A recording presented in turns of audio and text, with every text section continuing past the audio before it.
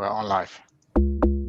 My name is Abina Johnson, and this is Focus on Liberia. Hit it! From Cape Mount to Cape Palmer, mountain back to Atlantic Ocean, Obomi Hills to Pocondre, to educate, elevate, and promote.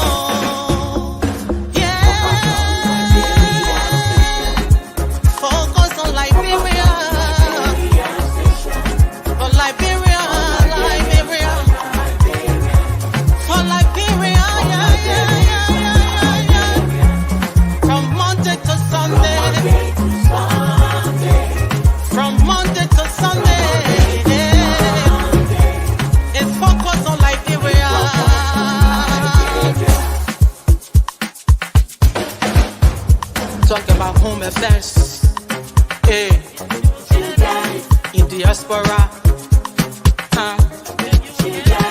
current affairs, hey, reliable information, history, talking about culture, hey, politics, education, entertainment, business, sports, advertisement, articulation. Focus on Liberia. Focus on Liberia. Focus on Liberia. From Monday to Sunday.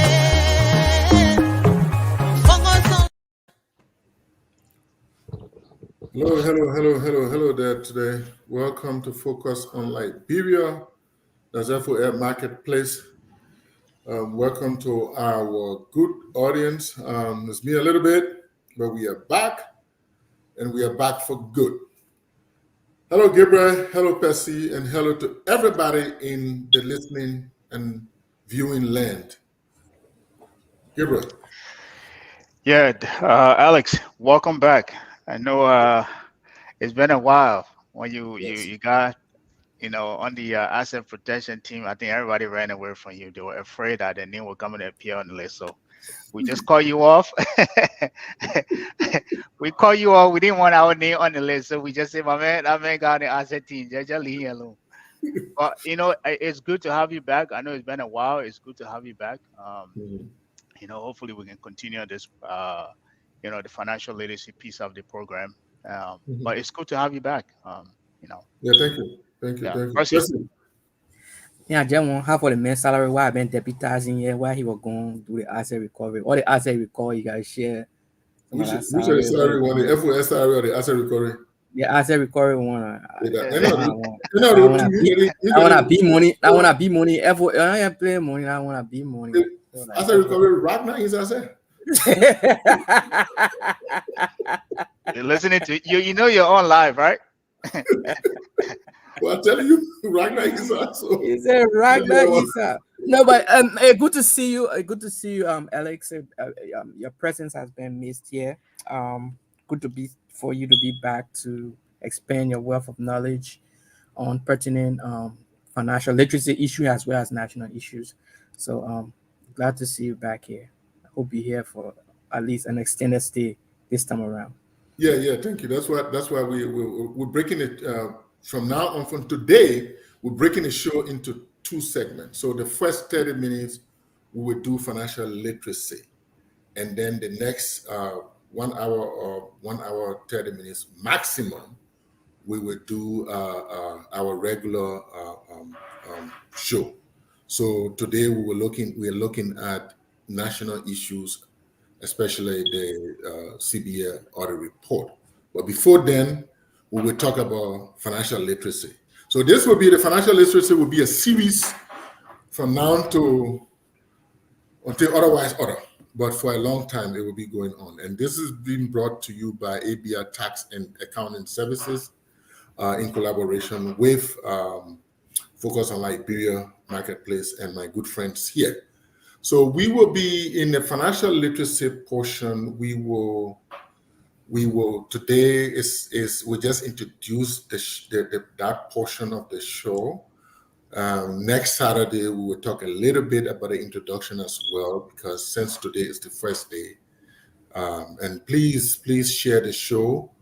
There will be a lot of education on the financial literacy piece. So share the show for us. Give us stars, give us all those things that will make the show reach out to a lot of people, for them to listen, to get some education, not just on the national issue alone, but on the financial literacy piece, because finance is a bedrock for everything we do. So today we'll try to look at the objective of the presentation, that financial literacy segment. We will delve into, throughout the series, we'll delve into how you prepare yourself to succeed financially. How people like Percy and Gabriel then doing to get all the money they're getting. How to succeed financially. There are different elements of succeeding financially, but we'll do that. We'll also look at, throughout the process, how do you protect yourself as a person, and how do you protect your family, and especially for the young people that are growing up, that are growing with family, with young children, and everything else. How do you protect yourself, and things like that? And then also, how do you, throughout the process, how do you manage your money? How do you manage your finances? What are the different things that are involved in managing your finances? And we know that today you are here, tomorrow you are gone. That's how life is. Life started from way back. Over here, they're gone. And so, how do you plan to retire? And when you retire, how do you have a soft life? As my friends in Morovia would say, how do you have a soft life?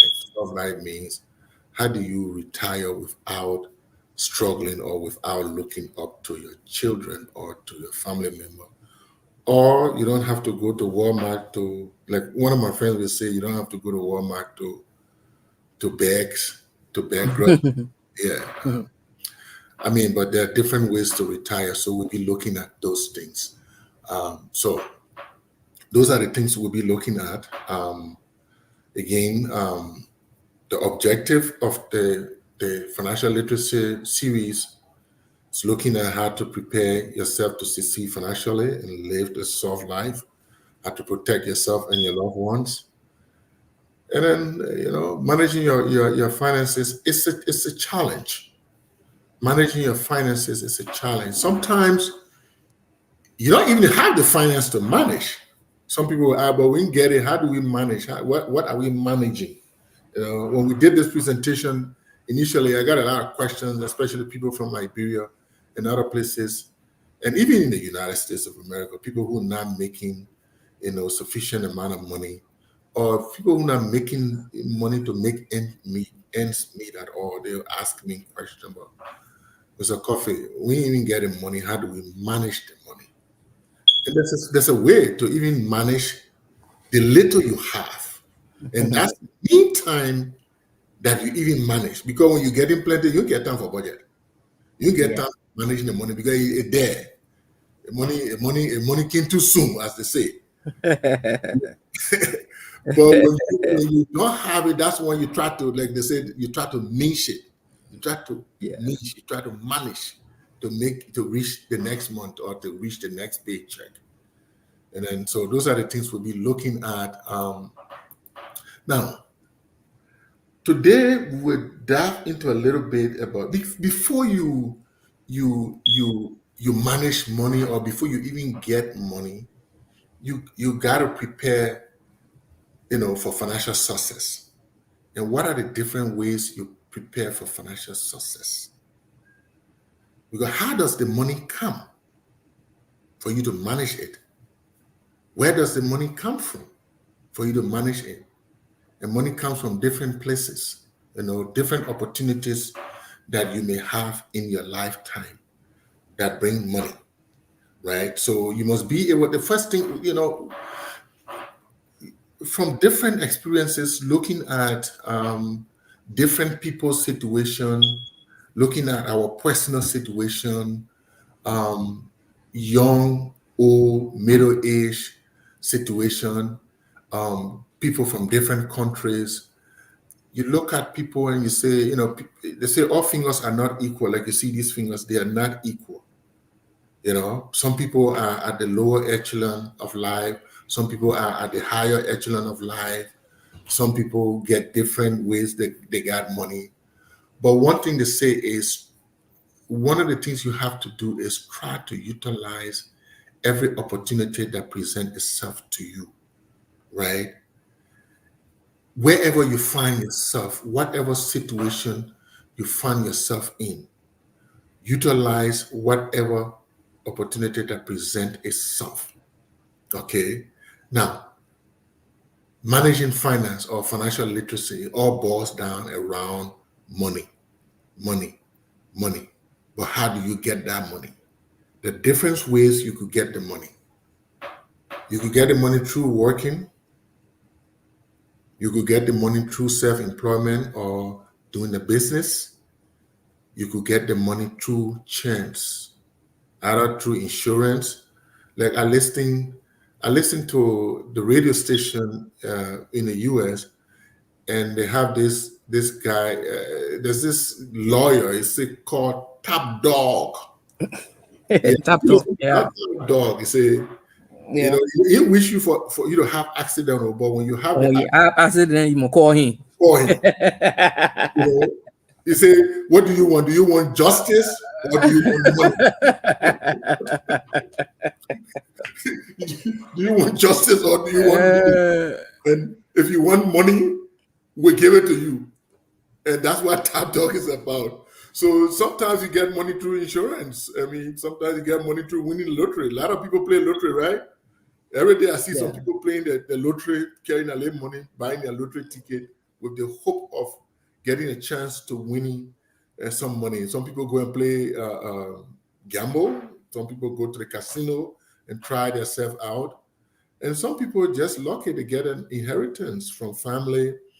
They get properties or they get a will from their late, somebody that passed away, or your parents or your grandparents, you pass something on to you. And then, of course, we know sometimes, again, utilize opportunities. Sometimes some people get those kind of inheritance, they don't utilize it properly. So there are different ways that, you can get money in a chance. And then eventually, once you can do all these things, you enjoy yourself, you live normally throughout your working period, you should be able to work hard but work smart, right? Right, Percy? Gabriel, you're supposed to work hard, but you're supposed to work smart. And in the process of work, you don't wait for retirement before you enjoy yourself.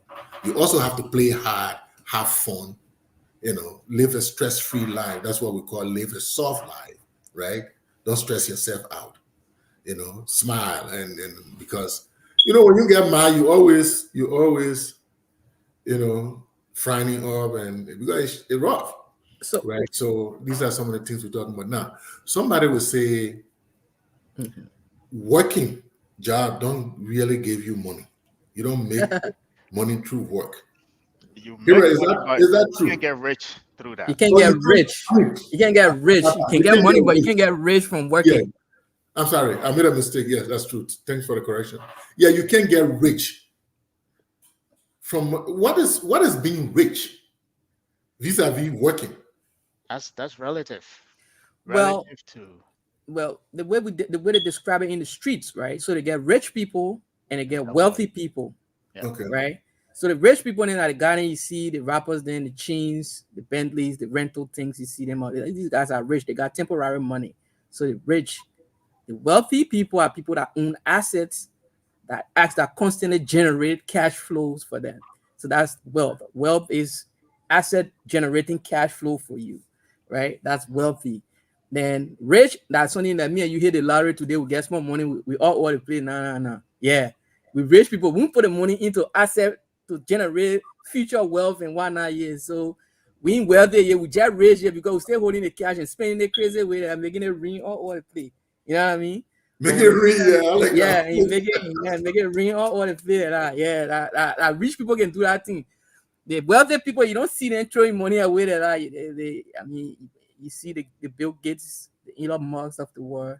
You see these guys, these wealthy guys, the Oprah Winfrey's and whatnot. They're not lavish, so they say wealth is not lousy. They don't make noise.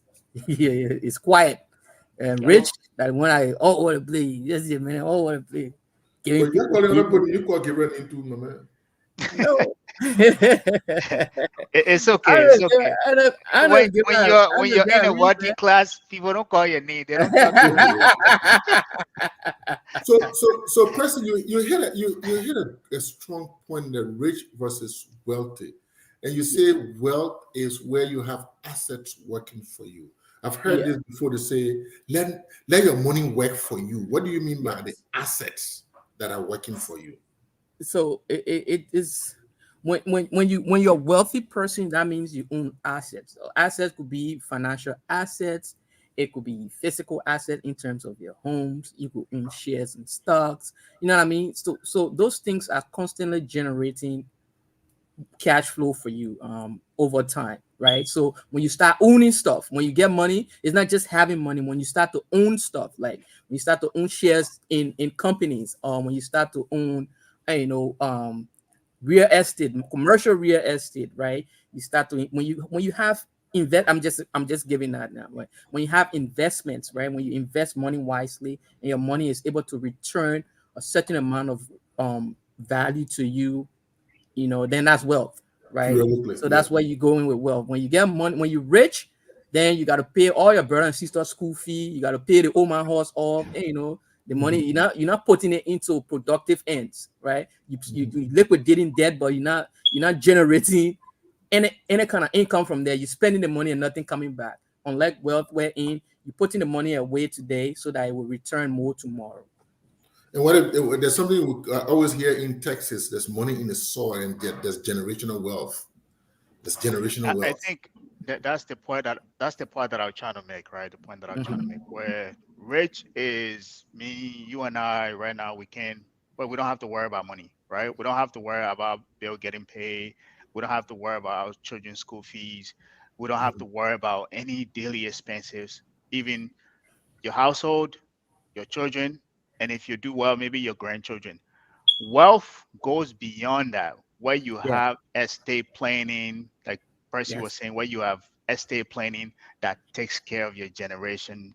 Like if you're really good at it in perpetuity, where every kid that is born from your generation is taken care of because you have structured your money in a way that Percy talks about in assets generating, where your kids are born into that. Anybody that's born into your bloodline is taken care of. That is wealth. That kind of money, it Okay. doesn't make noise, Easy. right? Yeah. Yeah. That So that kind of money doesn't make noise. It's easy, it's there, everything is taken care of. You haven't just taken care of yourself, but you've taken care of your children, their grandchildren, and and children. everybody in perpetuity. That's how And I I see know hopefully maybe we'll talk about estate planning in one of the segments later on. Yes. So we shouldn't confuse the audience here, but just from a ground level, from a layman perspective, you know what I mean? That's what it is. Yeah. So getting a job is more of it's a process of sustaining yourself now and towards even getting the wealth that you're talking about, because if you get a good job, a good paying job, that is you got to educate yourself first, right? In order Yeah. to get a good paying job, because you have to apply for a job to get a job. So you got to get qualified for whatever. I mean, it can be in whatever field. It can be in social service field. It can be in banking. It can be in nursing. It can be in light industry and things like that. It can be in scientific, medicine, and in a field, flying plane. But you got to step up your game in terms of getting promotions and in getting salary raises and stuff like that, to the point where you start to make good amount of money that is is able, like Gabriel said,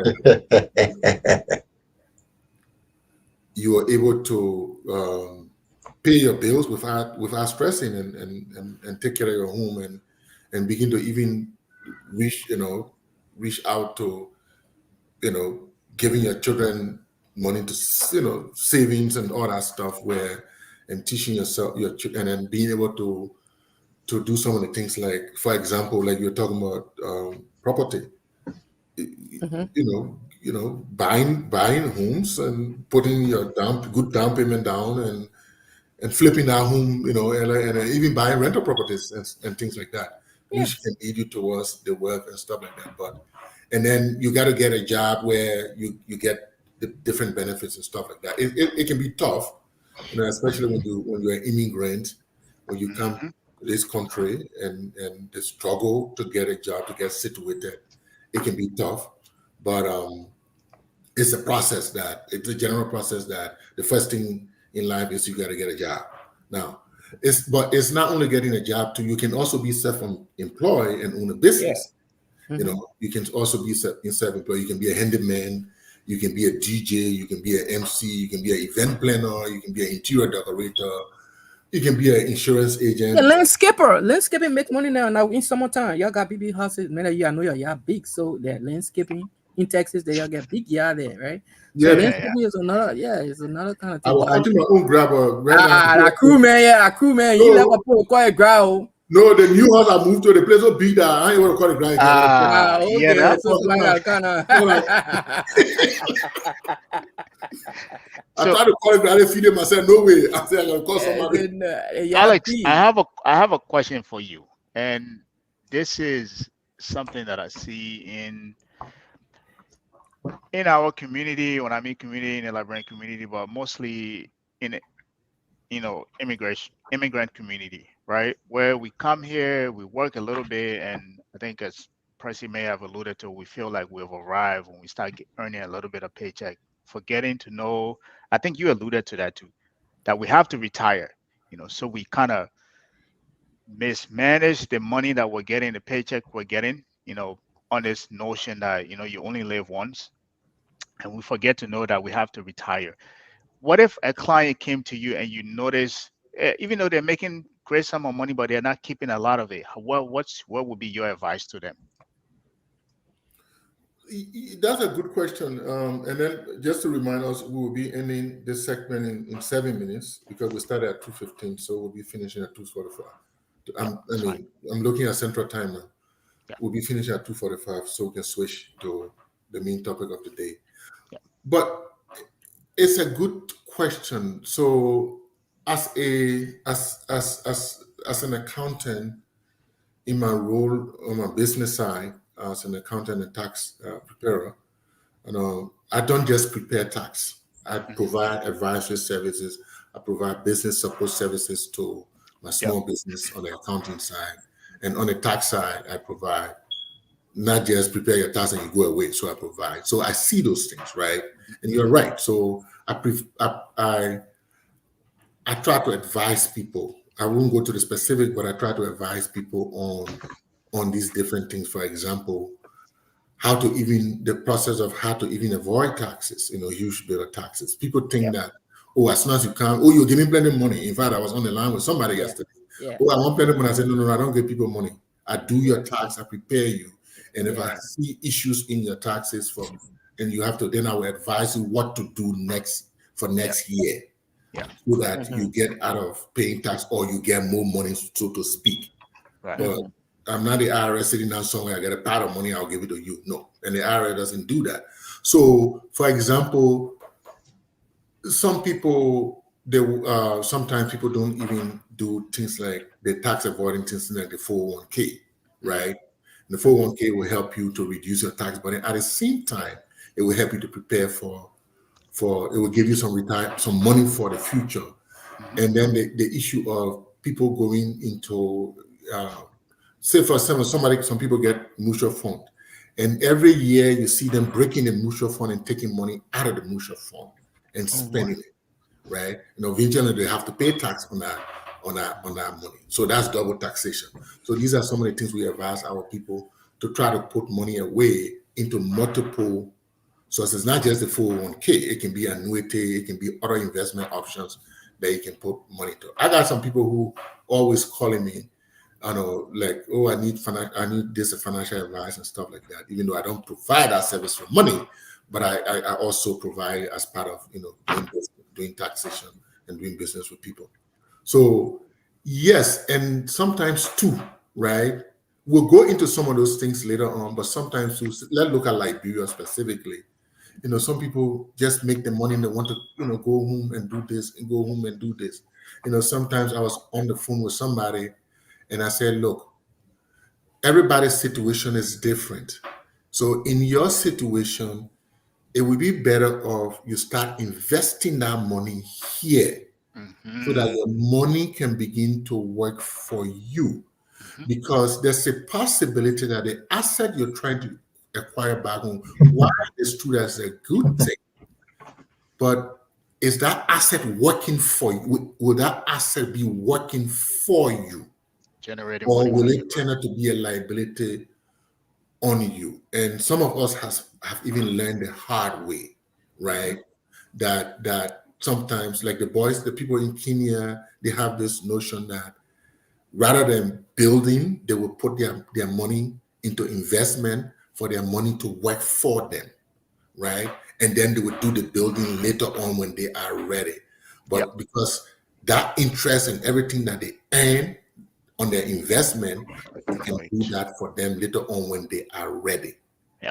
Right. So there are different ways, and some people think they can do business in Liberia, for example. It's not a bad thing, but you got to know where you're standing on. How do you sit in America, for example, and you say you're doing business in Liberia or in Africa or anywhere in Africa?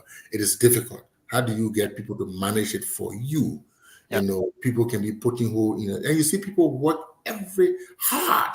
They earn their tens and thousands of dollars and they send it home and they lost that money. And they continue to do the same thing over and over, right? Every year. So as an advisor, I can, I would say, no, let's look at it this way. Why don't you do this? Why don't you do this? Why don't you do this option? So that's a good question, Gabriel. Yeah, I think we're almost closing. Yeah, but I experienced the same thing with family members. I only do family members' taxes, by the way. I don't do anybody else. So I experienced the same thing. There's an expectation on their part that you who doing the taxes is the one that giving them plenty of money. You're the one responsible to give them that money. And that's like Alex said, you have to prepare people. Like, I'm only preparing the taxes. I'm not giving money. I don't give this money, or your situation, your tax bracket, whatever else your situation you have there. I'm only trying to prepare the tax and reflect those reality in there. And that's how the IRS evaluate it and say whether or not you overpay or underpay your taxes. And if you overpay your taxes, whatever you overpay by, that's what you're going to be getting back. And if you underpay, that means you have to pay whatever you did not pay. So you have to ready the mind. And our people, most of our people, they're so used to getting money back because, like you said, you come here as an immigrant, you don't start at the upper echelon of the wage scale, right, or the salary scale. You start at the bottom, and I don't know if statistically most people at the bottom barely pay any taxes and whatnot, right? So most of our people, especially in our community here, most of them the expectation is that they're going to get money, or you're going to give them money back when you do their taxes. And I tend to try to educate, especially my brother and my sister, who I'm responsible for here in terms of the taxes. I tend to educate them like, this is not me giving you money. This is based on what your situation look like, and so that they can be ready in their mind that whatever you get back, that's not me. That's what your situation reflect. Maybe last year you made small money, you got more back. This year you made more money, so you're not getting that same amount of money back. So in and of itself, you have to ready people for that. But yeah, that was just my 2 cents. I think we are at the 45 mark now. Yeah, next Saturday we'll continue on this part of the financial literacy, preparing to succeed financially. We'll talk about jobs, all the different intricacies about getting good job. We'll talk about some of the difficulties that we have, especially as Liberian immigrant great people come here and they struggle from the beginning. We'll talk about, then we'll continue talking about, self-employment, the different businesses that you can do. We interspice that with tax and all that stuff. Of course, we're not talking about chance, because chance is something that happened by chance, insurance, lottery, and all that stuff. But we focus on, getting the process of getting a good job. I mean, I have worked with a lot of younger people, and even older people are my friends, my co-equals in getting job. And I also experienced recently when I came back to the States how some friends to put their hands around me, to get to where I'm at today and still moving forward. Like one of my friends would say, "My man, you're walking now, and then you start running." Yeah. So there's a time to sit, there's a time to crawl, there's a time to walk, and there's a time to run. Yeah. So on that note, we will switch to Gabriel to continue on the next topic. I may stay in the background to moderate, but we got to keep the time. Gabriel, we got to keep the time. Yeah. No, thank you. I think that was a great session. Again, as I said, I'm glad you're back. I think these are needed, especially in our community. We tend to not take these kind of, financial literacy advice. So the more you continue to hone these in people's ears, and the more maybe somebody will listen from here and go back to a table and say, hey, how am I really spending my paycheck? So I'm glad you're back. Hopefully, this will continue, regularly. But without further ado, let's jump into the other session of the show. Today, we wanted to talk about, in addition to the financial literacy, we want to talk about the central bank audit report. We want to go over the report. We want to look at the finding. We want to look at the role of a central bank, the central bank, and pretty much make sense of, what we think, went wrong, what there could be some, managerial improvement, or, improvement in the regulations, and pretty much give our perspective on the whole ordeal, because I think that was I hopefully there's been other networks have been talking about this, but I think for us, we just want to, lend our voice to this as well, because I think this is very important. So let's jump into it real quick. Yeah, I would just add that, like you mentioned other other people have gone into it, but for here focus on Liberia, because we discussed business, finance, and economics. Yeah. We'll look at it from that perspective. We'll then look at the political side and the noise side, but we'll look at it from that aspect of the focus on Liberia marketplace. Yeah. So without further ado, again, as I said, I'm glad you're here. We're going to have Alex, Percy, Mr. Freeman, and myself talk about this.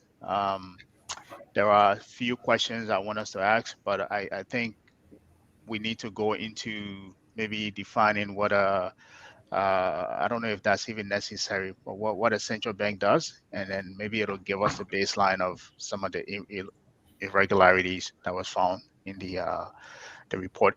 So, but anyway, let me welcome you guys first. Mr. Freeman, welcome to the show. I know you're regular here now. Yeah, thank you very much. I'm happy to be here, and let's see how it goes.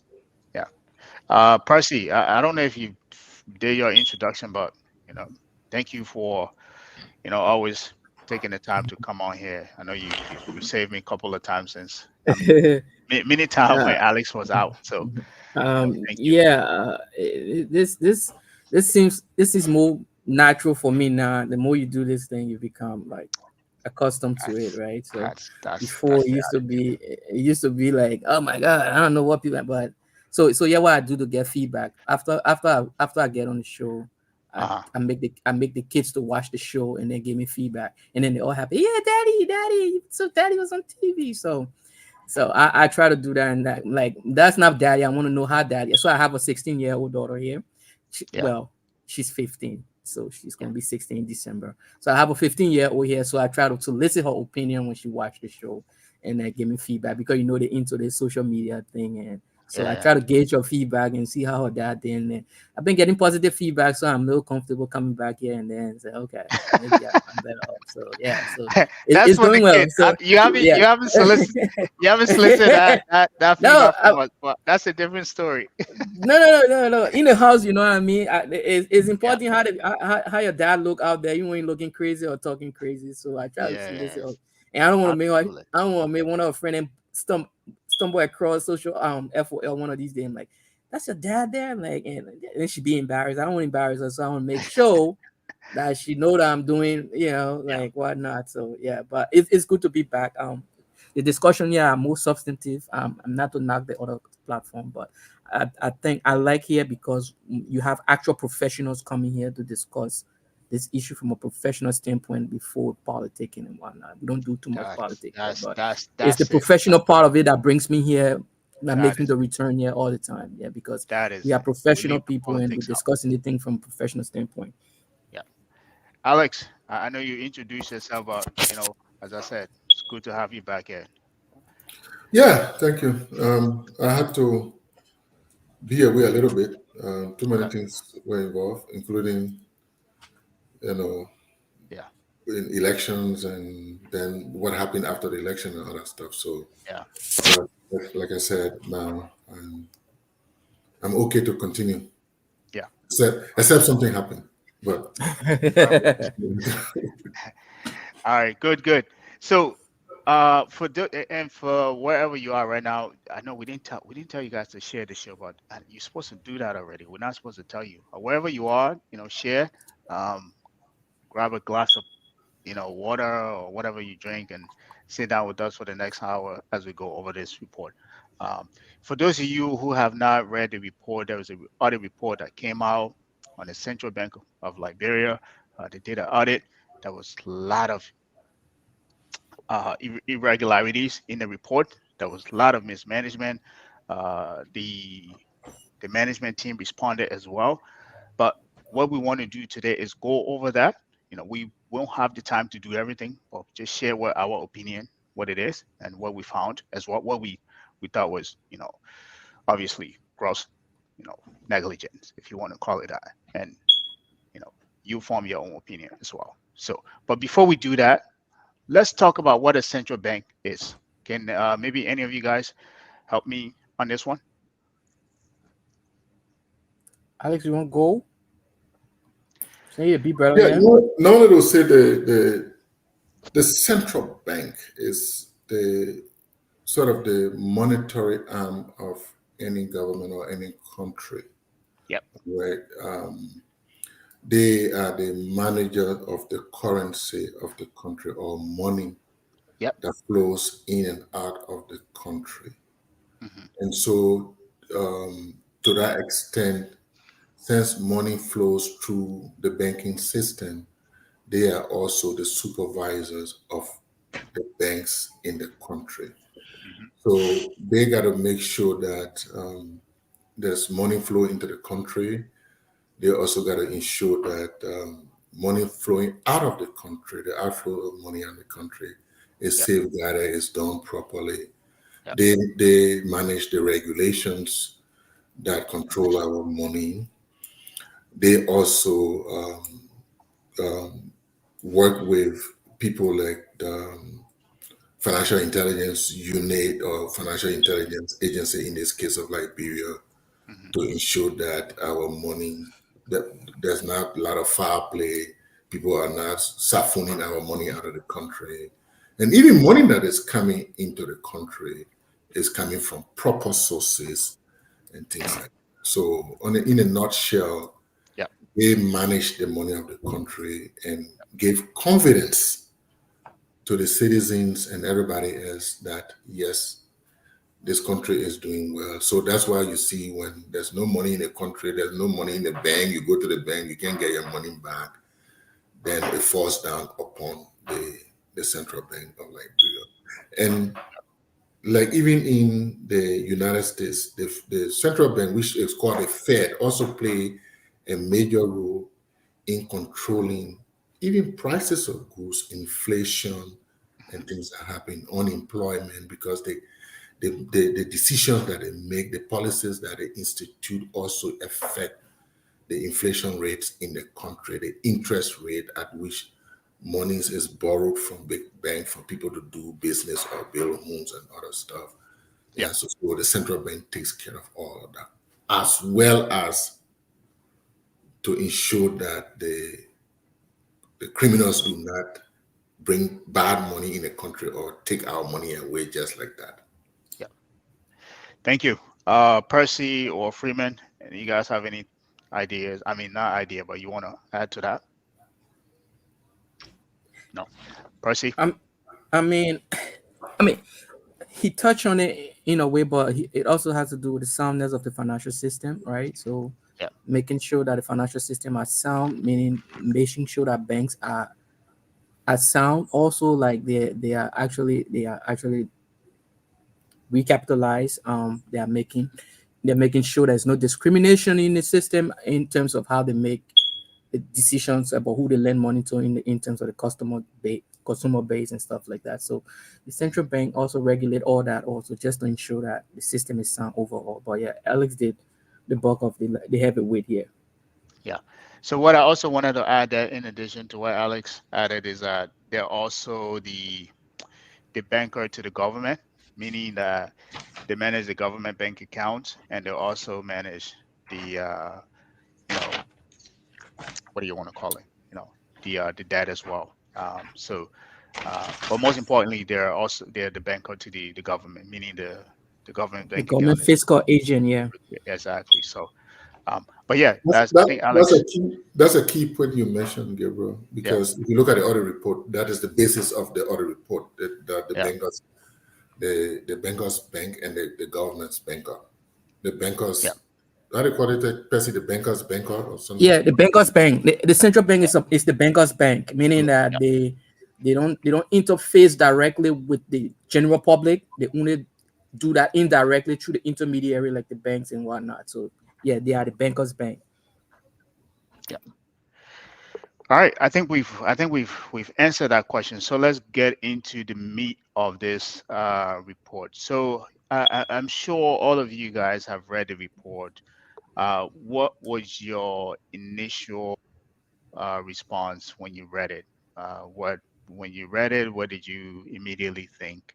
Um, did you think this was? I mean, from the two signatories on those report, I think those are CPAs.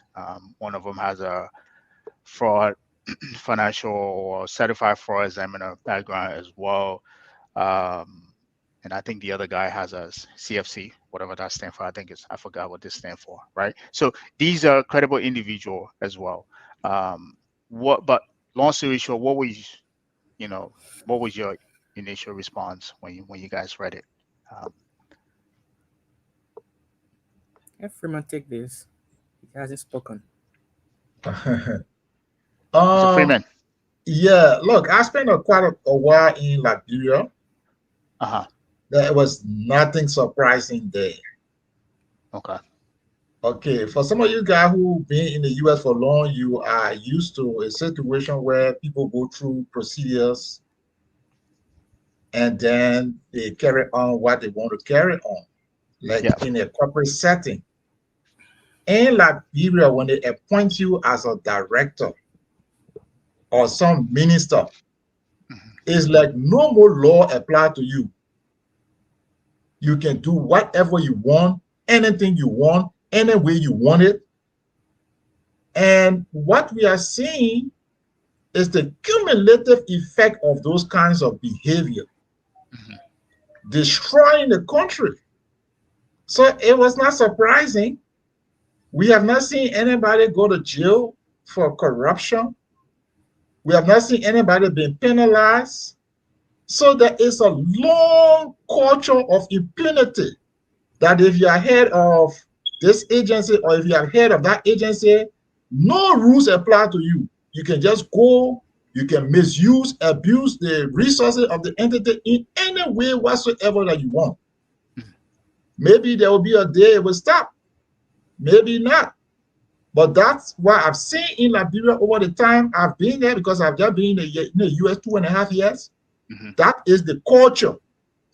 How we go about removing that culture from in Liberia is something that we all have to bump heads together and talk about it. But there was no surprises for me. In fact, this is just a compliance audit. If you go beyond compliance to do a forensic investigation, you will begin to see outright criminal acts being committed, because this is just compliance. If this compliance leads you to forensic investigation, you might see the worst. Yeah, thank you. I share your sentiment as well. I think you're more enthusiastic. I mean, more direct than I am. But I do share your sentiment. Alex or Percy, what was your initial reaction when you read this report? So my initial, let me. for me, when I look at as the audit professional myself, when I look at any audit report, Right. I start with the executive summary. So I'll look at the audit opinion, then I will look at the summary of findings. Right. And I'll take the significant ones from there. Right. So in order to give reason to that, I will talk about the different types of audit opinion. So you have unqualified audit opinion, you have qualified, you have average opinion, and you have a disclaimer. So unqualified, even though it says unqualified, but it means that nothing serious happened.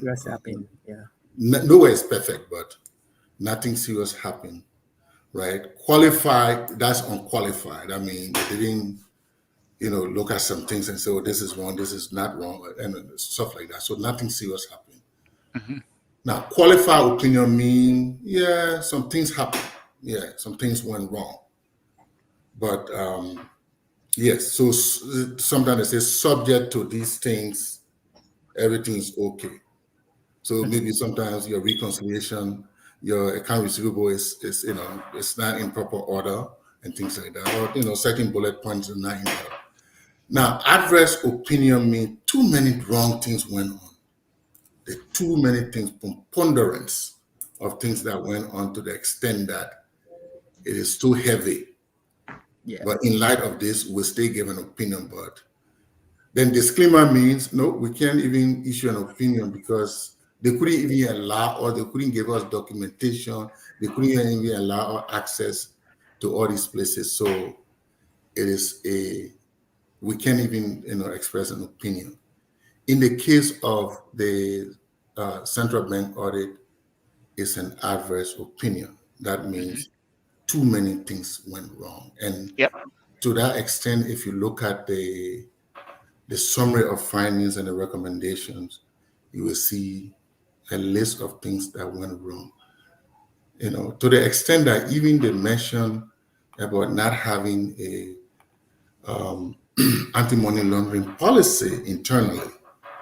Yes, the central bank is supposed to supervise the banking system in terms of anti-money laundering, even though the Financial Intelligence Agency is supposed to receive the different reports, but they have to make sure that every financial every bank or financial institution, for that matter, in a country, operates under the regulation, operate properly. But they, as a bank too, the banker's bank or the banker of the government, they also have to have policy that respond to those internal things that they do, to the extent that they too could send suspicious activity report to the Financial Intelligence Agency as well. So so it's kind of that way. So that's how I look at it. Thank you, Percy. Yeah, like Alex said, this is scary from a professional standpoint. This is very scary to know. I mean, this is coming from the nation's central bank. Like, this is a very important entity in terms of our national life, and to see these kinds of report coming out there. And mind you, the auditor, the auditor assurance is they give a reasonable assurance to these things because there's not a lot of time to test for everything. So this is just the tip of the iceberg you're looking at here, because they did not test for everything. And even mentioned in the report, we did not test for everything. So there might be even more if you even go deeper. If we had the time and bandwidth to test for everything, there might even be more unscrupulous things uncover here. Now, having said that, as a professional, as an accounting professional, also I'm an accountant by trade.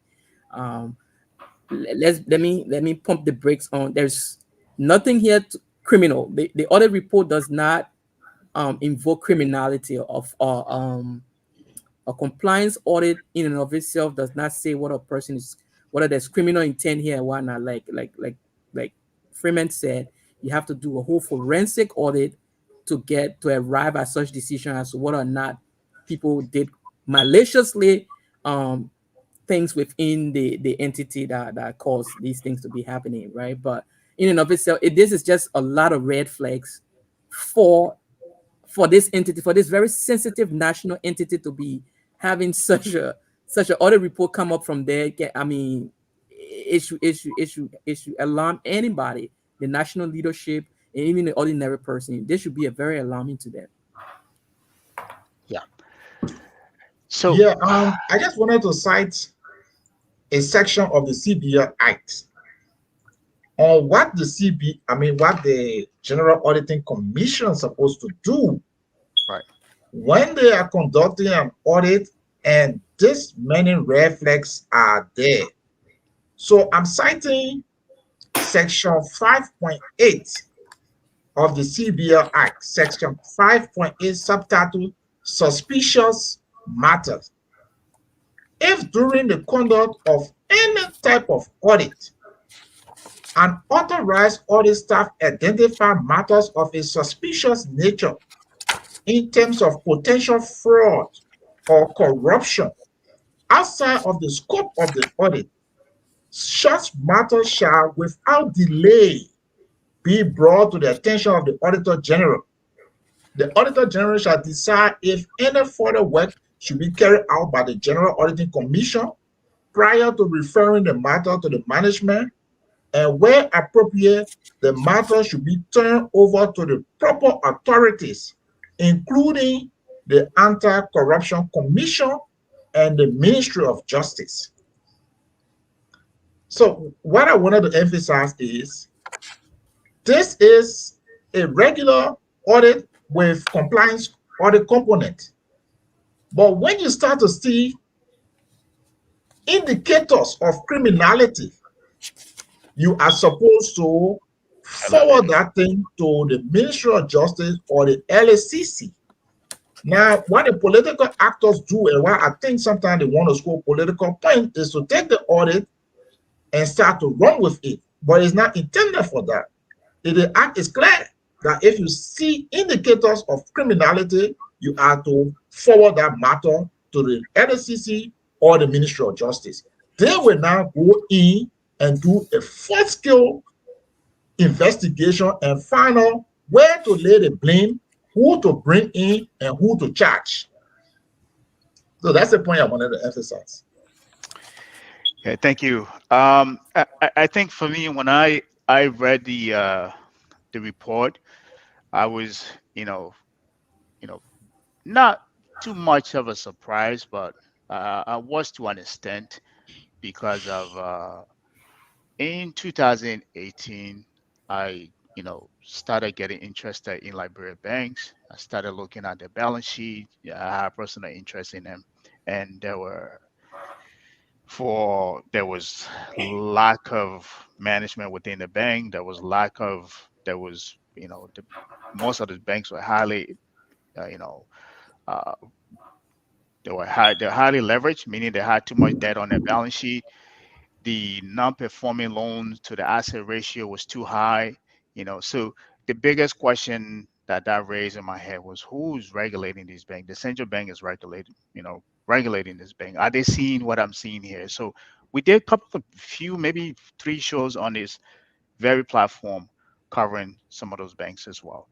So when this report came out, you know it kind of verifies exactly what I was seeing at the those the balance sheet of those banks as well, right? Because you cannot be a solid institution regulating these banks, and they're doing so horribly, and I expect to see any different from you. So when I saw this report, I said, okay, whatever we are seeing in these report is exactly what was being reflected in those other banks. Because if you're not self-regulated, you can't regulate yourself. You won't be able to regulate the financial institution, which are the commercial banks, right?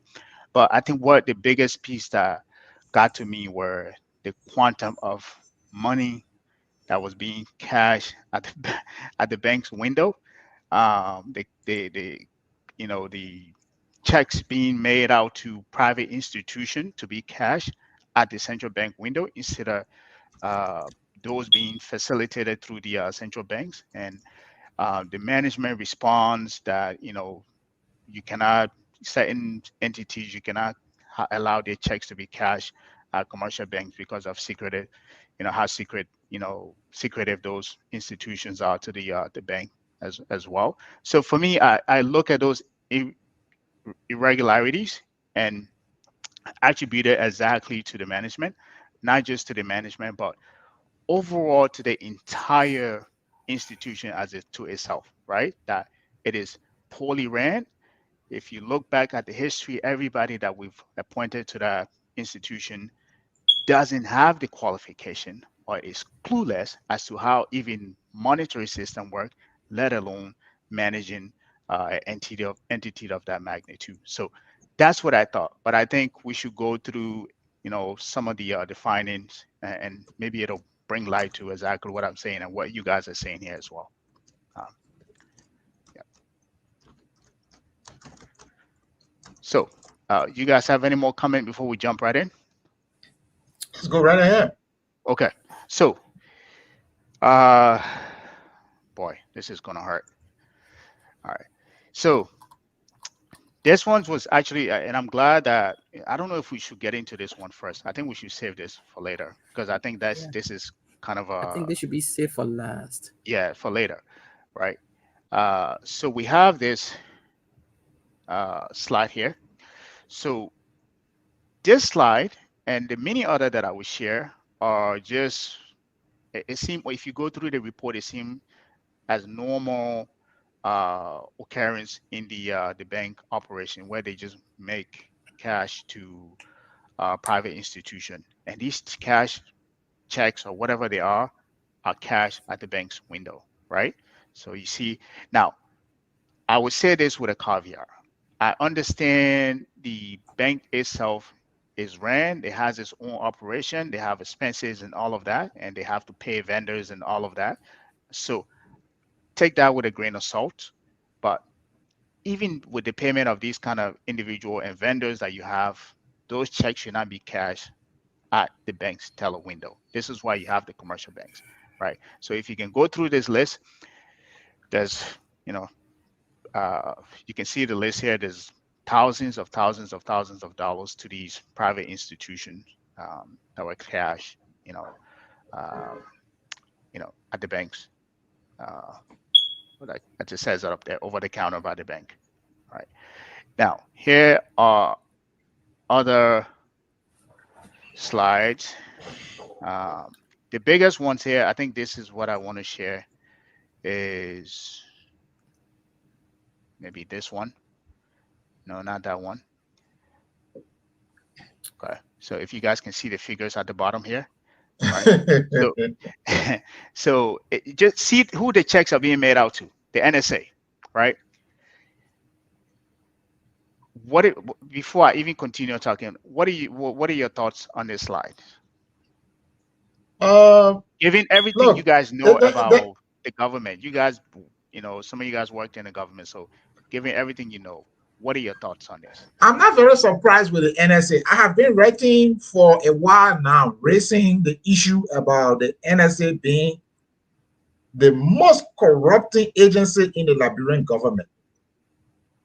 These guys receive $10 million every year and nobody knows what to do with that money. And the idea that you can give an agency $10 million per year and tell them that there will be no audit I mean, let's be serious. If we give somebody $10 million and tell them that there is never going to be an audit, what do we really expect them to do with that money? Mhm. And so they develop a culture of extreme greed and corruption. So they don't stop there. They engage in a whole bunch of other corruption. So I'm not surprised. But here's the thing. Now that we know that there is a significant problem, it is important for you to have the prosecutors or the forensic investigator to now pin down each and every one of these transactions, who received it and what was done with it. And in many instances, that is where you will gather the evidence to bring in a lot more people. So this is not just about, oh, let's suspend the governor and let's replace him. Let's find out who these monies went to, what was done with them, and if some of them were not used for the intended purpose, or if some of them were already stolen, to try to recover it. That's what is done. But I think so far the government have been using it just as a means to say, okay, yeah, we will suspend the governor and we'll put a new person, and that's it. No, it will not solve the problem. You have to go after all these illicit transactions and find out who did them, and if you can recoup, prosecute some people, slam some people in jail. That's what you have to do beyond this point. Yeah. So, Percy, my question to you, and maybe the same question to you, Freeman, was Alex. Alex is in the back, right? We do have a budget every year. I suppose, and you guys can keep me honest if I'm wrong. The NSA is funded through our budget, right? Or is it off balance sheet fund that is through funded? They are part of the national budget, and Okay. their act does not say that they are free from audit. It's Okay. just the unlawful interpretation of the act that makes them feel that they are free from audit. But the act doesn't say that they are free from audit. In fact, I will Perfect. bring up the act and cite the specific section that says that they have to make reports and they have to be audited. But Okay. because it started from the first Unity Party government, from the Sirleaf days, when she sent her son there and started sending these millions of dollars there and guaranteeing them that there will be no audit. So they developed a culture that money that goes to the NSA cannot be audited. So every year, 10 million, after 6 years, that's 60 million. George Weah comes, does the same thing. In fact, it was so rampant that in 2023, George Weah sent 28 million to NSA. Those are So Liberian people money that should be recovered. It should so be here's investigated and find out who took those money, what was done with it, and if we find out that they committed illegal acts, we need to bring people to justice. so the biggest question that I wanted to ask, which is the reason why I asked you guys that question to qualify it better, even better, if the NSA is funded through the actual budget that comes out every year, why is the NSA drawing checks from the central bank uh, account? If they're funded through that, why are they drawing from the the the the, the central bank? Isn't that check those payment to the NSA supposed to come through the Ministry of Finance, right? Yeah, but And you guys even can keep me honest. you can take this down. Yeah. And so, couple of things here. There's nowhere in the, like in a serious system where you spend government money and then you're not subject to audit. If you spend money, if you spend government money, if you spend money from the government, because everybody, again, I don't want to speak big accounting terms here. The money, not everybody money. If you spend everybody money, you're supposed to get account how you spend the money. There's no way you can spend everybody money and you say you're not you're not supposed to give account, you're not supposed to be audited. It just doesn't make sense. If you spend one penny of government money, you're supposed to state why you spend that money, where the money was spent at. Outside of that, there's no immunity to this. The NSA is no sacred cow there. But in terms of the national security component of it, right? I've seen instances where I understand wherein they're setting money for operational purpose, setting national sensitive national security operations. They are redacted. Not necessarily mean you're not subject to audit. Somewhere that redaction will be removed and we'll see the money that's being the auditor will see the money that's being spent. But for the general public, those things are probably redacted and whatnot because of the sensitivity. That makes sense. But there's nowhere where you would spend money and claim that you're not supposed to be audited. Having said that, having said that, right? I'm very, very, very much perplexed about how the central bank, who running the central bank in Liberia, right? There's no reason, right? So if and just to answer the question about where the national security and the NSA money is supposed to come from, because the central bank is the fiscal agent of the Liberian government, right? They can issue checks to an entity, right? But not directly to an individual. Maybe they will in an electronically based system like we have here, there will be something like, you know, um, bank deposits, right? So the NSA will have a bank, we have an account with a local bank, and then that money will be deposited through a bank deposit and whatnot. But given the cash-based system in Liberia, yeah, the NSA will probably issue a check to on where the NSA actually have their bank account with a local bank. That check will actually go to that bank to be deposited in there, but not directly. It doesn't come directly from the from That the is the from point, the right? From the central CBL. bank, It right? doesn't come directly from the CBL straight to the NSA. There's an intermediary, which is like a bank, like another bank where the NSA has their Account, account. That's where that money will be deposited, but it doesn't come directly from the CBL. That's not right? how it's supposed to work. Right. So, and that was one of the point that I argue here, right? And I think you work in the financial industry as well, right? If depending on how I think argued this with some other guys as well. Depending how higher up you are, right? Even if they were concerned about their secrecy because of they don't want to know who's where who the money is going to. This is the NSA, and people will know what the activity in every bank. There's a policy called it's almost kind of like a security clearance, right? Need to know, right? Meaning if your title doesn't allow you, that account is managed by very few people, very specific people, meaning only those few people who have clearance to that will know what that account is used for. Because government banks were regular banks, right? They have you have government official, you have political exposure to all of these people. So there's a level of security within banks where if the account or that institute or entity or individual is considered some kind of higher up within the government, there's a level of clearance you need to even have access to that individual account, right? It's a need to know. It's a policy you sign, right? I think I was talking to Duke about that behind the scene. To the point, if you are working on issues like that, when you start work, every one of your accounts, you have to turn it over. If you have deposit account, check account, whatever account, brokerage account, you have to turn it over to the bank. They will monitor your social security, your social media account.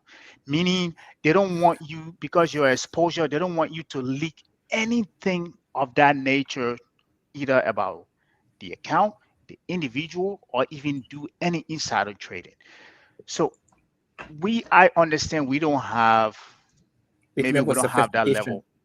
level of sophistication, but that does not mean the bank, the central bank, people should be cashing checks at the central bank window. No, it, it, In it that way, shouldn't be. It in that shouldn't way, be. That's not what you how. do, That's not how the bank is supposed to function. That's not the right, intention of a central bank. That is completely off. But I saw in the management report that they corrected that. They said they corrected that since right, January. because in that way, what you But do, you're literally operating as a regular bank. You're competing with the other banks. So that's the point that I wanted to make there. You know, go ahead. I think you're coming in. no, I was just trying to make that point also, that that's not, if you're sitting here today and you don't understand what a central bank is or how it's supposed to function, what was happening in terms of the central bank cashing checks to direct entities or individuals, that is that is paranormal, and that is not normal central banking activities, right? It shouldn't be that way. The central bank does not interface with the public directly. The central bank only interface with the public indirectly through intermediaries, meaning there's another bank that should be in between the central bank and the public. So that's how it's supposed to function. So no individual, if it was that possible, then we are supposed to be having account at the central bank. No individual is supposed to have account at the central bank, or let alone be depositing money directly into the central bank or withdrawing money directly from the central bank. That's not how it's supposed to work. The way it's supposed to work is that only the national government and few selected, the central bank can have few selected entities that it does business with. They call them what? I would call them here prime broker or something like that. So these prime entities that the central bank would select that, and they have to meet certain criteria to be having an account at the central bank, right? So it's not an individual thing. This year that was happening to the central bank since 2018, whatever day it started from, it just shows the lack of understanding. I don't know if this is the lack of understanding on the part of the people who were running the central bank, or it just straight flagrant disregard for the rule of law. I don't know what it is. Either way, that's not how your central bank is supposed to be working for you.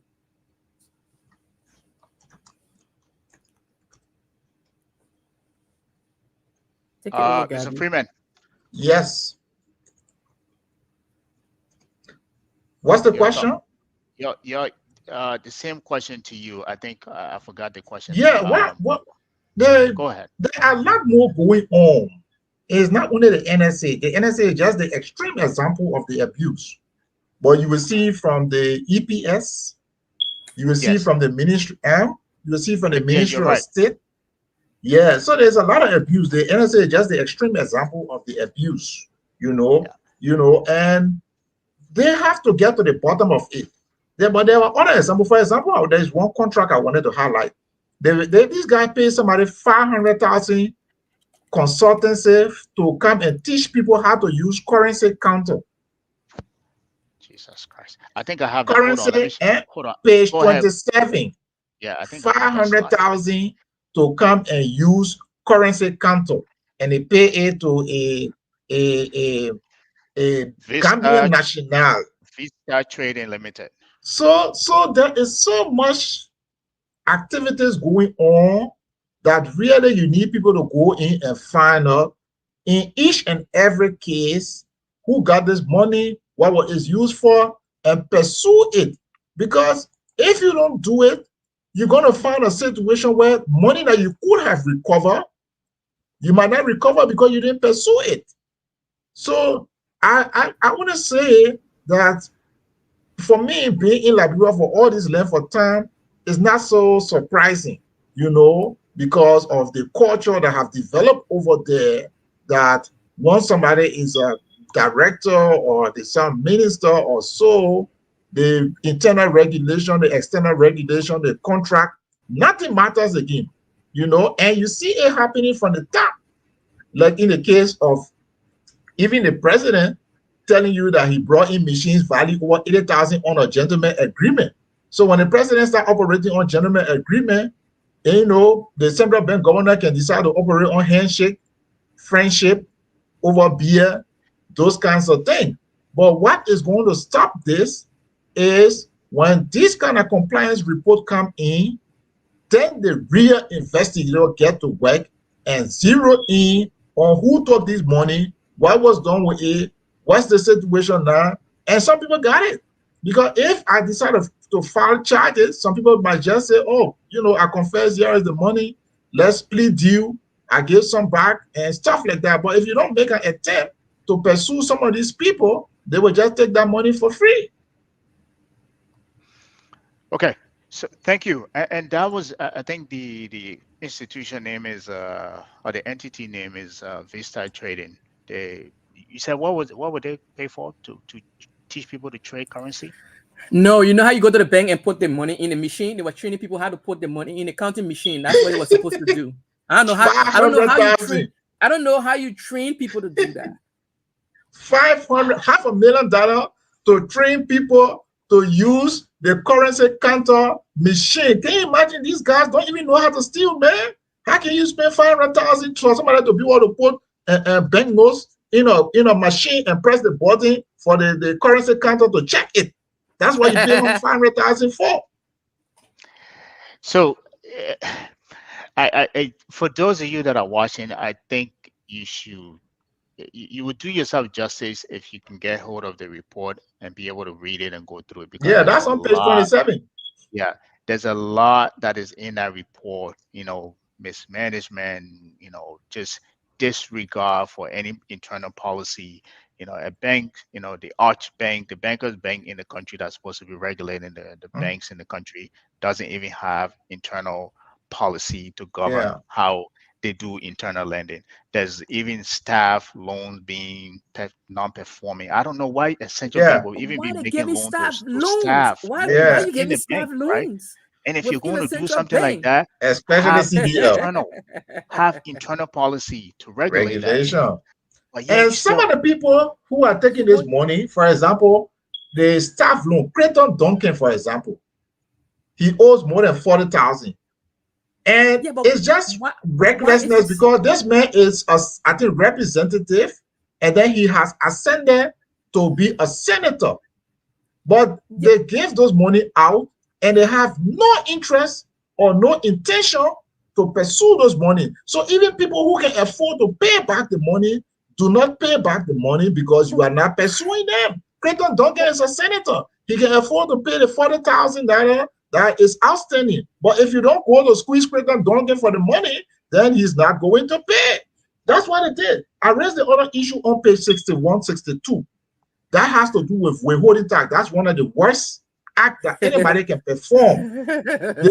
They will decline to withhold taxes and they will decline to remit.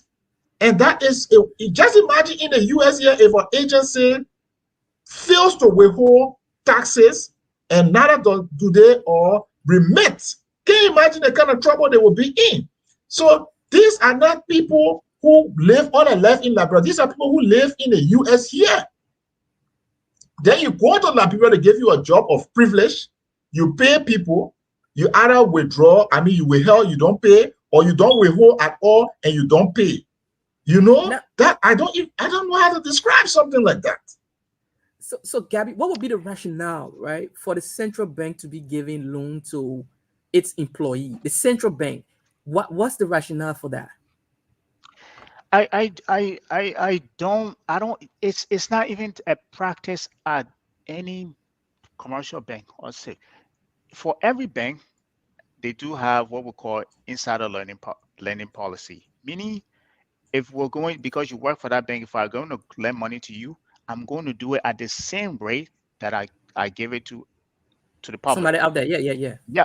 So that's insider. So that way you don't get it confused or say, oh, I work for this bank, so if I'm going to go borrow for them, the rates is going to be cheaper. No, they're going to maybe give you some discount or so, but the same policy apply to pull your credit, they do everything. The same underwriting policies applies, right? But And if you don't pay it, they come after you as well, just as they go after everybody. They'll garnish your wages as well. So basically, the central bank is competing with commercial banks now. That's what they're doing. Technically, because those people are the way it's supposed to be. Those people are supposed to go to their local bank and get loan from there based off of their salary or whatever else they got going on. The bank would do the vetting and whatnot and give them a loan. Why does central bank feel the need to do that? Who idea was that? I don't even see it because the employees could have a saving pool. So the employee themselves could save money, and out of that money, they could give out loan. Okay. So they could do something like that. But the fact is, for the central bank itself to give the money and then choose not to pursue it, and even not to pursue it for people who have the money. For example, Gafuan. Gafuan is a World Bank, I think, head pricing or something like that. But his name is there for 5,000. Now they could go after the money. Why are they choosing not to go after it? On a legal situation, that would be criminal negligence. You can't do that. Let's be clear. All this is not a luscious style fault because this goes as far back as it's not a luscious style. Nathaniel Petrie, right? It goes as far back as that. It's not a luscious style. Some of them involve even Salif. Charles Salif. Yeah, I think one of the contracts had to do with Salif. And so forth and so on. But the bulk of them happening on this guy's watch. A good majority of the flagrant disregard happening on the Talu's watch. Yeah, but here's the thing. What I'm saying, when we come to the US like that and we work here, we get exposed to the better ways to do things, right? And we are expected that when we go back to Liberia to transpose some of those good practices there. But now what happened is, because the system is porous, you understand me, and the system is dilapidated, so people choose to exploit the system. And that's why you will see even people who come from the diaspora go to Liberia, they get there and they get involved in massive corruption. Some of them very elementary, like for example, you gave a consultancy for somebody to put currency notes in a currency counter, 500,000 consultancy. Something wrong with you?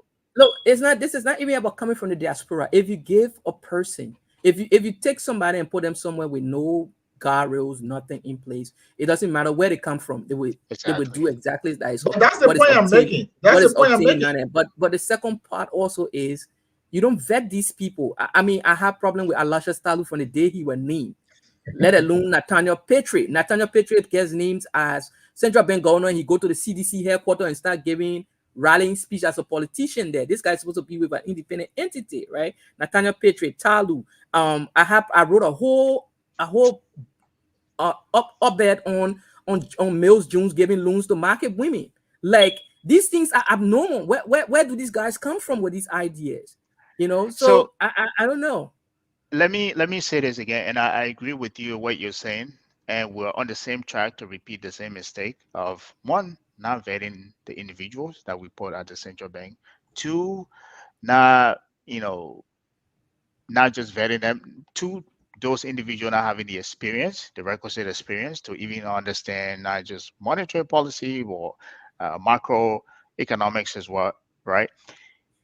We're in the middle of getting rid of Talu. Do you know the guy that's coming after Talu? I mean, Talu shouldn't even be removed at the first Right. thing, but we'll get to that. Like you said, that's the next question we'll get into. But what I'm saying here is that we're about to, even if he doesn't get removed from either the suspension or whatever the case might be, if his terms are over and he leaves, do you know the next person in line? Ran a bank that is literally underwater right now, and he's in line to assume the central bank role. So we have this problem of perpetuity, of not being able to manage or vet or even put people in that position. The central bank is one of the most, it is probably the most important institution in our country if we want to grow as a country. You can make mistakes with your taxes and why not. You can't play with central banking issues. You can't play with central bank. And this is where most of the bleeding happens. So we continue to make that, and this I will continue to say this. There is no president since post-war, I don't know about the ones before the war, post-war, who comes in and understand how important the financial sector is to the growth of the economy, even though they will come and pitch all these policy and all of that. There is no president who has come into the presidency without understanding. All of them have gone in to come on the political background. And that's the same mistake we're about to make. But my next question to both of you. 1 second before you finish that point. To be fair, right. in the post-war, Cbl was a very solid guy. Eli Cbl, the central the guy that was National Bank governor before he became central bank. Eli Cbl was very solid. He carried some very good people down there. Guys like, what's his name? Our guy named from Boston up there with you. Ponder, them all came on. Even though Ponder started there earlier on, but they all came in to really mature on of Cbl and whatnot, right? So Cbl was a very good guy. I don't know anybody else after him, right? But Cbl was a good guy, even though there were bad times in Liberia and whatnot. But Eli Cbl was a very solid financier in terms of central banking and whatnot, right? So I can at least say something on his behalf here. But the rest of the people then that we took from these international places like Mills Jones, he started giving money out to market women all over the place here in the name of macro loan, right? Then you get then you had the era of the CDC, where they just take anybody. The current central bank governor does not even.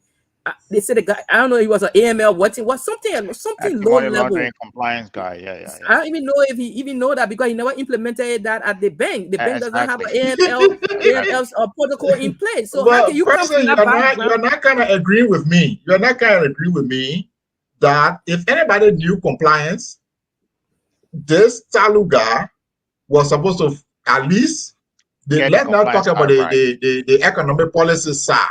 but the compliance side, The he's compliance supposed to side, yeah, pass it with that's supposed to with be your flying colors area. With flying ahead. colors, yeah. But this is a compliance audit, and just see the result of the. So it is not a lack of knowledge. That's the point I'm trying to make, right? It is not the lack of knowledge. It is the fact that the system is porous. There is a culture of impunity. And so when you get a porous system and you get a culture of impunity, a combination of those things mean that people are just going to abuse their power. And This is that the is the guys were problem. just. I mean, just to distill this for the audience out there. I know you won't have the time to read this 200-page plus audit report, but just from a professional, I did the reading for you guys. But just to distill this, it's almost like the central bank were being used as this cash box. People That's just go there exactly and what it give was. any kind of reason for taking money from there. That's That's basically exactly what what it it was. was. If you read it, I mean, from a layman perspective, just your Oma get money for you. You just go there and say, Oma, my stepper I need call us out. I 25 need your money. I give 25 it. cents, Let me yeah. give you 25. And that's exactly what these guys were doing. They gave any Yeah. reason to take money from the central bank. That's basically Yes. what it is. You distill Yes. this down. That's basically what you have here. People just flagrantly disregarding protocol, laws, everything else that's in place. They just give any kind of reason for it. You know, and then you read a management response today and gets pissed off even more, right? You Because get it pissed doesn't off with the make sense. management. It almost like we just say something because we have to respond to it. It doesn't even Exactly. address the core of what the auditors are trying to get at. Yeah, they're just Yeah. sending anything out there, throwing stuff on the Yeah. wall for it to stick. They see what will stick. It makes absolutely no sense, right? And now I used to wonder why people rush to get in government, but now I see why. Because you can get in government at any level. You can just go, like you said, you can just go to the central bank and order You money, get your and you then get you get money, you right? get your whole year's salary in the In US. one, Sometimes you can get it yeah, one data in in one Liberia. data. Yeah. So the next question that I wanted to propose to you guys here, which is I think what we're hearing now, I think he's suspended or whatever, right? Is that the president suspended the governor. Now, from what you guys know about central bank, it having its independence, or even forget what the entire war, conforms to. In the act in Liberia, the Central Bank Act in Liberia, does the president have the authority to fire or suspend the governor based on what is happening now, and even giving its independence as an institution, quasi-independent as an institution? I think, I think yeah, if you look at the structure of the CBL, they have a board. yeah, they do. That's the problem I board of- have with a board of the president, governors, right? They have a board of governors. Unless you are implicating the board, Mhm. you can bypass the board and go take action. Thank you. Yeah, Okay. So if you implicate the board, then you can take action. thank you. But if you are not implicating the board, then you have to allow the board to take action.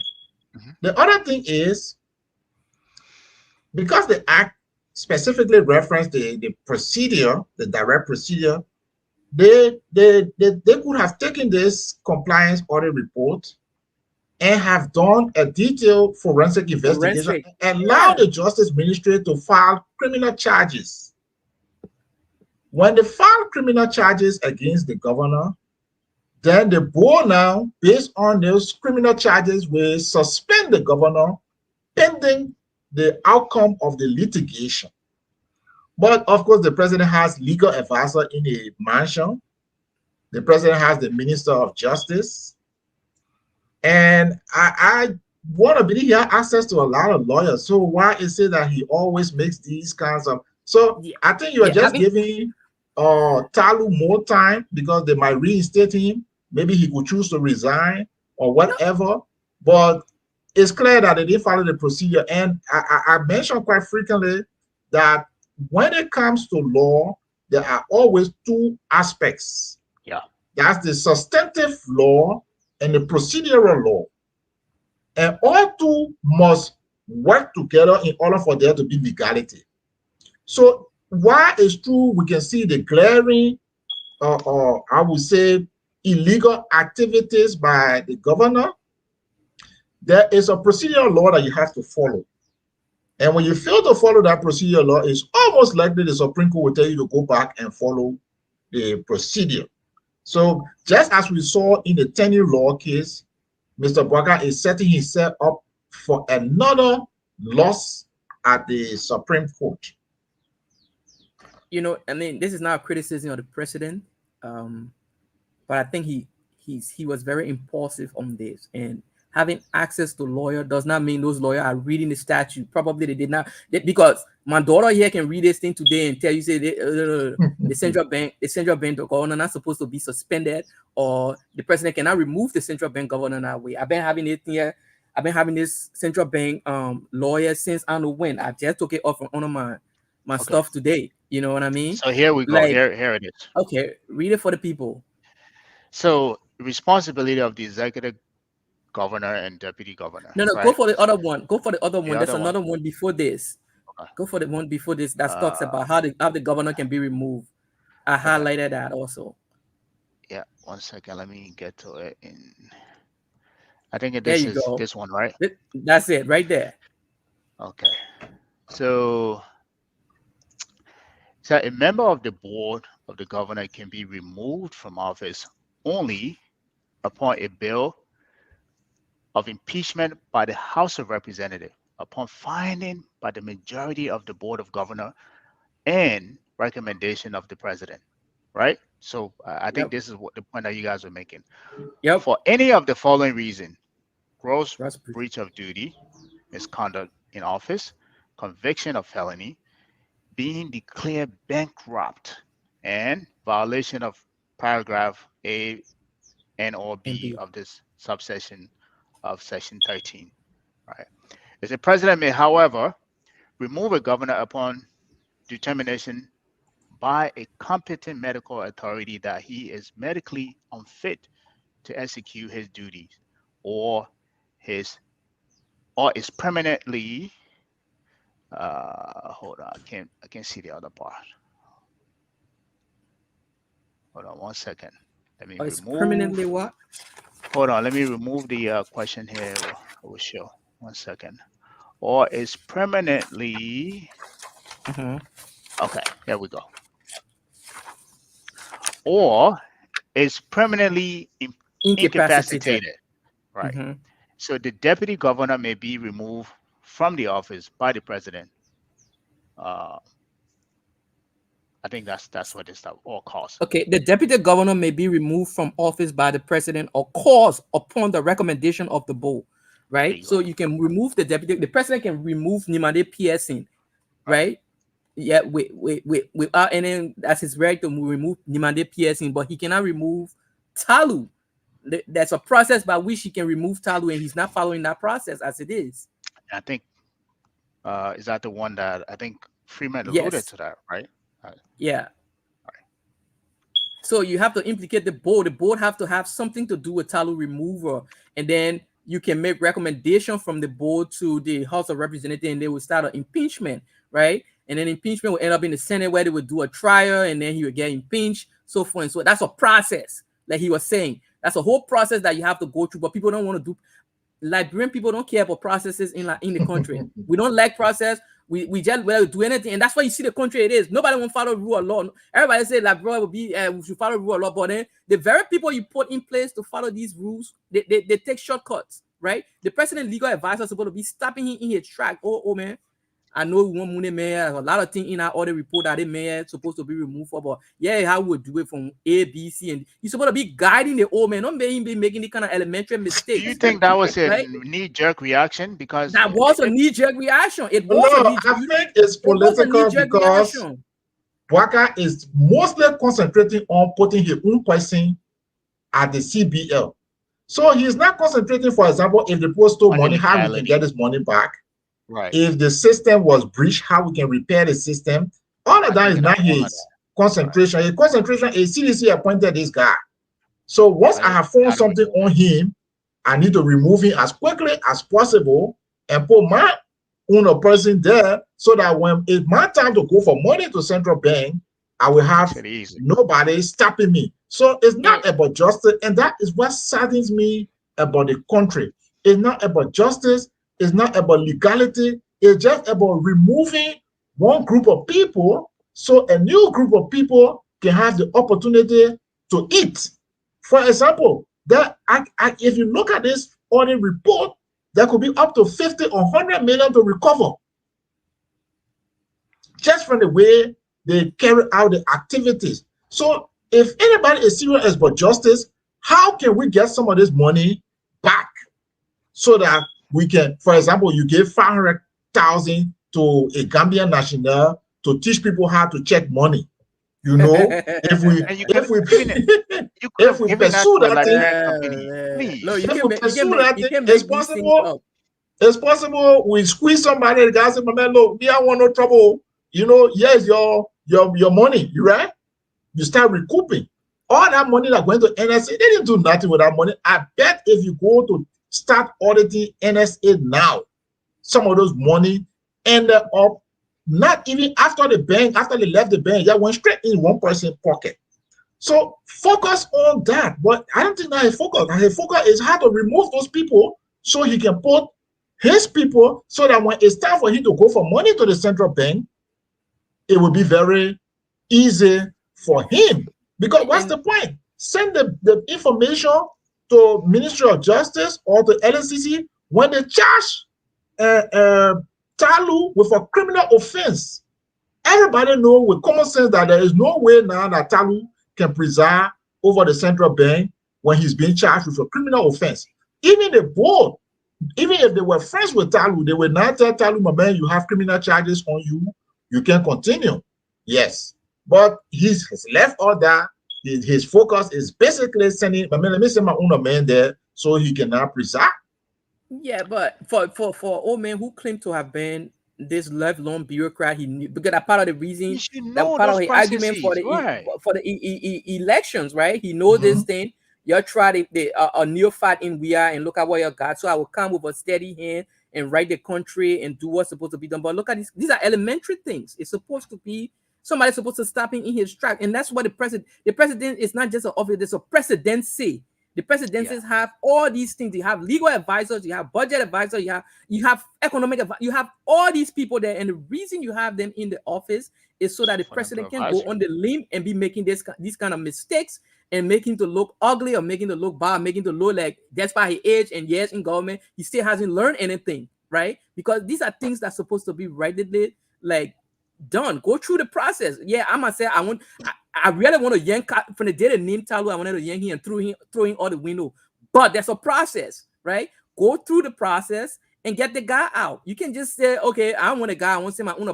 And mind you, the person he's sending there, there's a law again. The law says whoever else is supposed to be head of the central bank, not supposed to be coming from a bank, from an entity that's regulated by the central bank. Yeah. So the guy you taking now, you bringing him there. You still, the president is breaking the law by suspending Talu or wanting to remove Talu. But not only that, the person he breaking the law by bringing the person in because the person from another entity. So I don't understand. You know what I mean? It's almost like people are not reading. Like who is the legal advisor to this president? You know, you can't want to be legal advisor when it's time for other things and you in a new Buju bank get that legal advisor. But then when it comes to the real substance of law and stuff, you're making the president do that kind of thing. So who advising this president to be making this kind of elementary mistakes? Right? You bringing the guy in from another entity, the law says no, the statute says no, the person that he from an entity that is regulated by the central bank, so he can't come back. You can't bring him here. You know what I mean? Yeah. And even if you wanted to suspend Talu, okay, let's agree here, suspend Talu. You're not supposed to be bringing somebody else in. It's his principal deputy that's supposed to be acting. It's in the law. You know what I mean? Yeah. It's in the law. And Bwaka continues to make that same thing because he did it with even the FIU case. When he suspended Stanley Ford without waiting for the outcome of the investigation, he immediately replaced the guy by somebody from outside. But it's all of those things just illegal. I mean, if it comes to what's happening with this regime, the number of illegal activities is just astounding. If you were checking it, you will lose count by now, because every day brings new illegal action. Every day, new illegal action, which is just sad. Yeah, you can't run government like that. Injustice is the fact that one, it's too early. It like you cannot be making these kind of mistakes too early on in your presidency. What is it, 5 or 6 months in, right? In addition to that, I think you guys alluded to this. He came with the the notion that he has so much experience. Like if you stay that much time in the government, you should know your way around the government. Not only be able to persuade people, but you should, from a legal standpoint, you should know what you can do and what you can do. But from what you we have seen so far, the question to you guys is: do you guys think there's these people, especially the lawyer, the legal advisors he has around him, do you think they're just afraid to tell him the truth when he's like because I'm close to Percy. If he's doing something wrong, instead of me being honest with him, telling him, hey man, I don't think this will be this is a good idea. Matter of fact, this is not legal. You should reconsider. Do you think they're being honest with him, or do you think they're just being some bunch of yes men as we had around the same people we had around the we are presidency? Because I think this is what's happening, because all of you Yes, guys can see that, right? sometimes it depends on who you work with, because I work at some point as a controller in the government, and I was working with a politician, and there was time that they wanted to do a certain thing, but I told him, the way you want to do it is going to cause significant problems for you, especially public reputation problems. So you can't do it this way. If you kind of relax, I can show you how we can work around it, and get it done. So you can get it done. It will take time, but it will be legal, and it will not backfire the way you want to do it. But what happens in the government, I think, is sometimes depending on who you work with. Like in the case of Weah, I think he loves to be worshipped. Maybe out of his celebrity culture, people had to worship him, bow down to him, say yes to him for everything. So it's difficult to advise people like that if they want to be worshipped. The other thing is the sheer amount of money these people make as minister, both legal and illegal money. Sometimes you don't even want to take the risk of telling the boss or the president something that he will not be happy about. So you self-regulate yourself, or you self-monitor yourself and just avoid that. So just imagine, if you look at what Talu did, imagine what he might have taken for himself. Just the one he was giving out to other people for free. Imagine what he must have taken for himself. So when you're in that situation and you are taking so much for yourself, the last thing you want to do is to say something to your boss that is going to annoy him, that might think, okay, man, I'm tired hearing this thing from you, I'm going to change you. So all of that too creates the problem. So we have to move this discretion, this opportunity to abuse the system. If we move it and we create some level of independence, it will make it easier for people to tell the judge the truth. Like in the case of, let me just make one last point, say the Justice Ministry. Yeah, if the Department of Justice is pursuing people, it doesn't matter if they are Republican or they are Democrat. Mm-hmm. If you break the law, the Justice Department of Justice will go after you. In Liberia, if you break the law and you're in a ruling party, the Ministry of Justice will not bother with you. They will only bother if you are in the opposition and you break the law, or maybe you're not in any party and you break the law.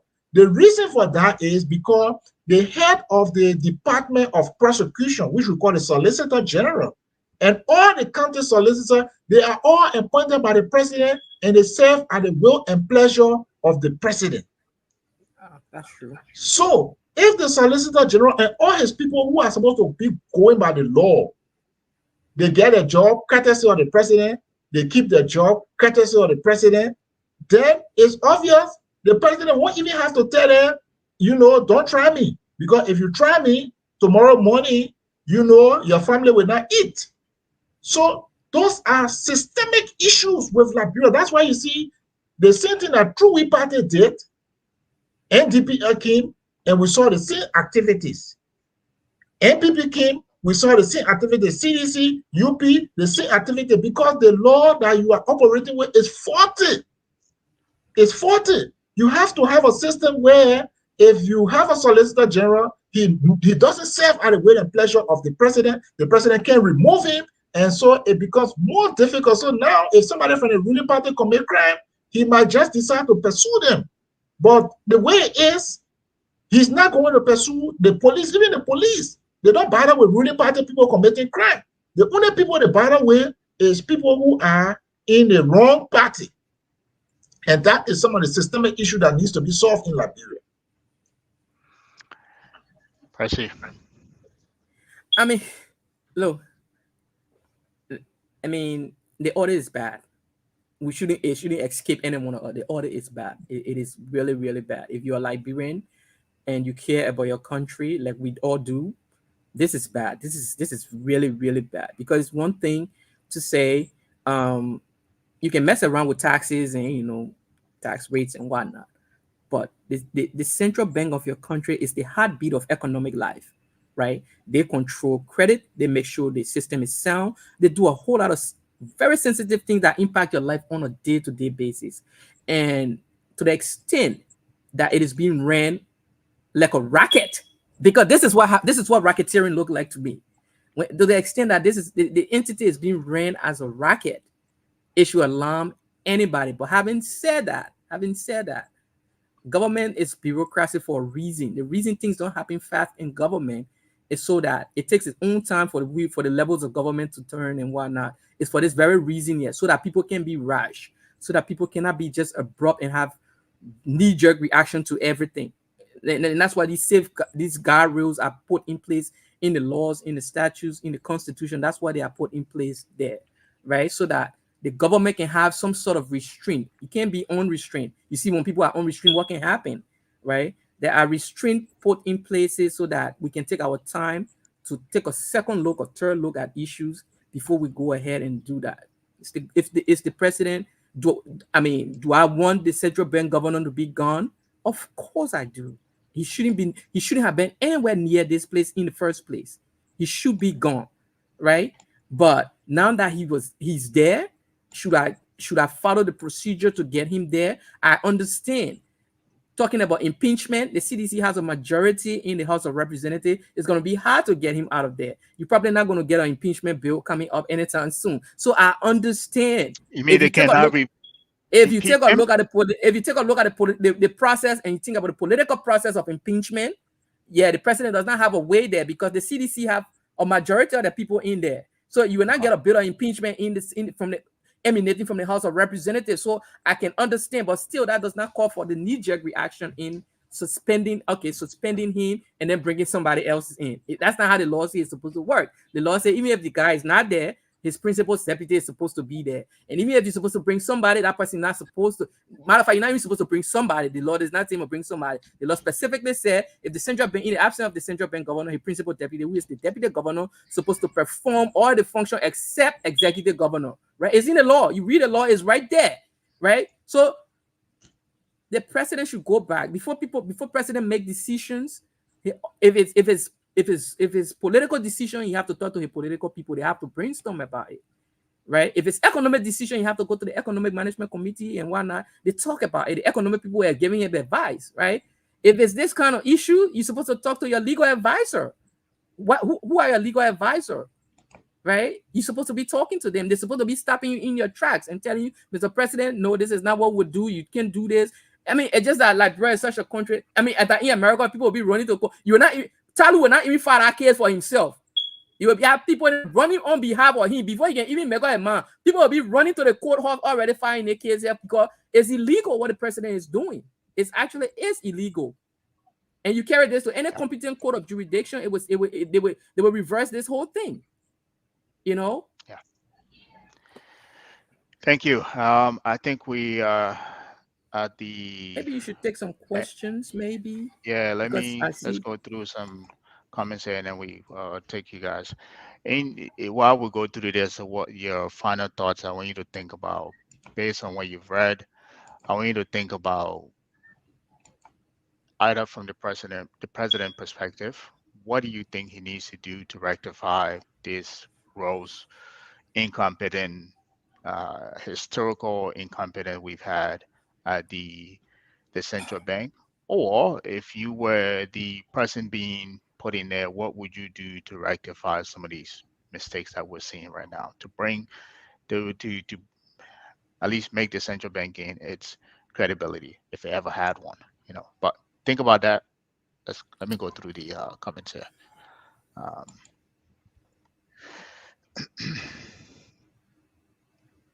okay, I'm going to start with Michael here. Okay, this is Michael Padmore. He said in the U.S., they have the U.S. Treasury and the Federal Reserve. Right?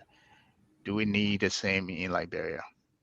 We have that, Marco. We already have that. The Treasury is what we call the finance ministry. The Federal Reserve is your central bank that we're discussing right now. We have it. But then again, you got his point. What he's going with that, it's not just a question about the point is that everything is being ran through the central bank and not through the Ministry of Finance as it's supposed to be. I think that's the point he's trying to make in that question, I suppose, right? Well, I think if as far as this is, I think I've discussed this before. The central bank should not be producing money. They do produce our money right now. They should not be in money production. They should only be in managing the money. Money production is a state function. So we're supposed to have some sort of like we have the BEP here. We're supposed to have a Bureau of Engraving and whatnot. So the finance ministry is supposed to be responsible for producing our money. So every year, the central bank, what happens is the central bank is going to come up to the central bank is going to come to the treasury and say, hey, based on this and so we think the economy is going to be expanding. We're going to need X amount of money, blah, blah, blah. Then the treasury will go into overdrive and produce that money, right? When they produce that money, it's actually tracked. And then they will turn it over to the central bank. There's a whole audit trail there. So you will not have the central bank producing money and managing money at the same time. That's why you have this kind of problem that we're having now. You can't trace money easily because the central bank is producing, which is they're not supposed to be doing, and managing the money of the country. Yep. Judge and jury. I agree with you. It's supposed to be the idea is exactly as you said it. Here we go. This is Bandu Kroma. So I really think the entire country need to be sanctioned until there are tangible financial I think policies he or she meant in place, policies. Um, and who else is this? And I think that is a too extreme, Bendu. This is William. William, I'm glad you're back, my man. He said, I do not think the decision and moved by the Barker administration with regard to the CBL governor suspension is a mistake. If you look at this from a procedural and technical and legal experience, you're right. Is that you saying you're right?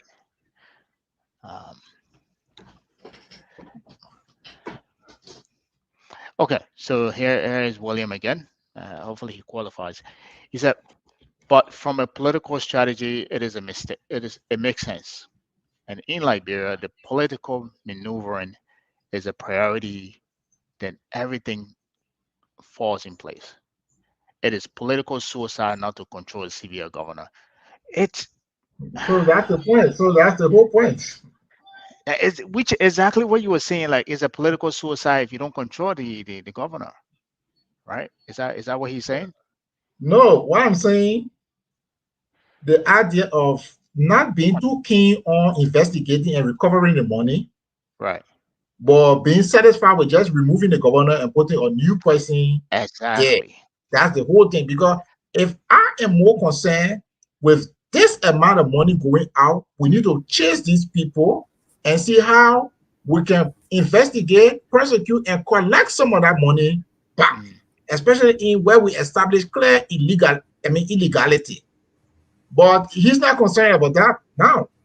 He's not concerned about taking this compliance audit thing and calling in the Justice Ministry and calling in the LACC and say, look, find out who all committed crimes and let's charge everybody and let's see if we can prosecute them and let's see if we can recover some of this money. That's not his chief concern. The chief concern is political. The CB and the CDC police guy there, and he been giving them money. And if I go there because he doesn't know me well, he's going to put the law to me. So I need to remove him and put my own amendment. So when I go there for money, he doesn't put the law to me. Because we said here that the guy is a compliance person, right? Yes. So he was expected to maybe fill the economic policy aspect of CBL. Pass with But he flying was color not for the supposed to compliant fail part. the Yeah. compliance portion of things. But you can see that the compliance folder is in the garbage. Yeah. Yeah. So my question to you guys then, do you and to this is to the question that you just to the expose you just gave, right? Do you think that the level of criminality that happened in regards with the money, the quantum of money that left this bank, if they do commission a team to really do investigative forensic, do you think it would implicate a lot of people that to the point some people it doesn't make sense to even pursue that at all? Do you You think need to there's do too that. many people that will be implicated No, in terms no. of the There should quantum be of no money that was taken, even going back to the previous administration, meaning not just look. the George Don't Weah finish. administration, but Don't also finish the the Allen question. administration? That let me end, my man.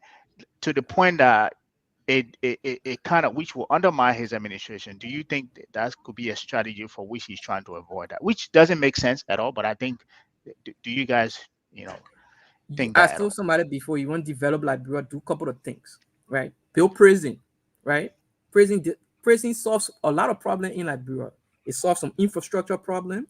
It solves jobs problem. It solves crime problem in the country. It has three things to solve right there. Just by building prison, you solve the problem in right away, there and then, right? You get infrastructure in place. You create job for people, and you're a cash criminal. You reduce crime without deterrence. That's the difference between Liberia and other societies, and like the one we live in, right?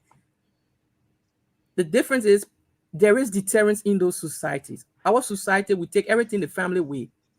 The guy come to you, you give him money to do something for you, the man eat your money, and then they tell you say like your cousin.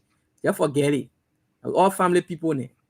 So this is what happened. This is the culture that we have developed in Liberia, where criminals get away with this notion that we are all interrelated, so we can't apprehend people that actually go against the grill, Hmm. right? So we can do that. So if you commission a forensic audit, believe me, heads will roll. I'm talking about heads of states. I'm not talking figuratively. I'm talking literally. Heads Literally, will roll. right? Yeah, I'm not talking figuratively. I'm talking, and I say head. I say heads with a S will roll. If you did, because these things is going to lead back to where, to these top people in government. And so that's where you see the politic and people start to push these things, try to manipulate the ordinary people who they know they can manipulate, right? And start to make it seem, oh, everything is political and stuff like that. So So if you did that, you will not only get Samuel Twe, you will get every other person that was part of this syndicate from that's from what I was trying to say. 2005. Right. Right. Yeah. So my next question to you guys, which is well, not my question. This is for William from William. He said, my question to the panelists: if you were president, will you be able to endure delay with access to money, which you need to run a government? And I think this question is kind of a underlying question as to this is the reason why the president is removing Talu to appoint whoever he wants to appoint, because he wants access to money to to run his government. So would you want to delay that whole part of getting the money in? And man, William, I mean, I Yeah, don't but think the this problem question should be coming is from you, man. that is But not the anyway, definition of justice. If you see the symbol of justice, there is a lady that is blindfolded. And that blindfolded is to indicate that you don't have to pick and choose and you don't have to discriminate. So if you are going to investigate, for example, when I will take the Stanton Witherspoon case, I think there were 20 or more persons in the conspiracy, right? And some people confessed, some people acted as witnesses, and some people took the whip, So it's the same thing. But we can't be saying that we want justice, and an audit comes out that clearly show that people committed crimes, people committed, some significant administrative lapses, and we say, okay, we need to drag it. But if the sooner you get it to the Ministry of Justice or to the LCC, the sooner they start to, because they don't have to finish the whole thing. As they finish with some people audit part of the session, they charge them. And I know from practice that sometimes some people you charge, you may not even go to court. They may plead bargain. They may plead bargain, and they could serve as witnesses for some of the big fish. But you have to start the process, you know. And moving title is not that difficult. How long does it take for Ministry of Justice to do an audit? They could do it in 2 months. They could do it in 3 months. There's no problem, because you want to pursue justice. You want to pursue both the substantive law, and you want to pursue the procedural law. You have to do those two things at the same time. And the idea that you can leave the procedure is the same reason that got Bwaka to not bring in 285 yellow machines that nobody know the legal situation, the legal status of those things. Pursue what you want to pursue, but pursue it in line with the Constitution, pursue it in line with the statutes, pursue it in line with the regulations that are in the country. Do not leave those things and start to do your own thing, because that's how chaos comes into this country. So to answer Bill question, my question is to the panelists, is where the president be able to. So there's no delay here. The central bank governor does not stop the president from getting money to run the country, right?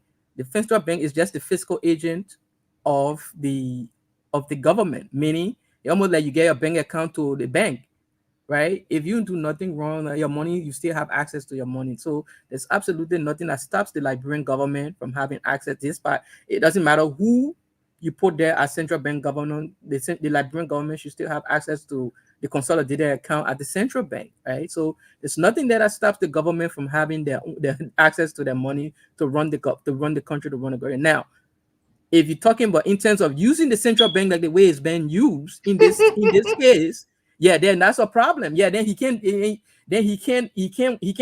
because that means he want to put somebody there, because he's indicating or he's hinting that he's going to be using the central bank for the same purpose that it was used for in the past, and he's just trying to change the person there to make his own time more favorable, so that he will be able to. If that's the case, yeah, then he can delay. But if you asking, if I'm understanding the question, if the president can delay, right, there's nothing stopping him or the Liberian government from having access to the consolidated account at the Central Bank of Liberia, right? There's absolutely nothing stopping. There's no delay here, right? The system should work like the way it's supposed to work. So I give you an example.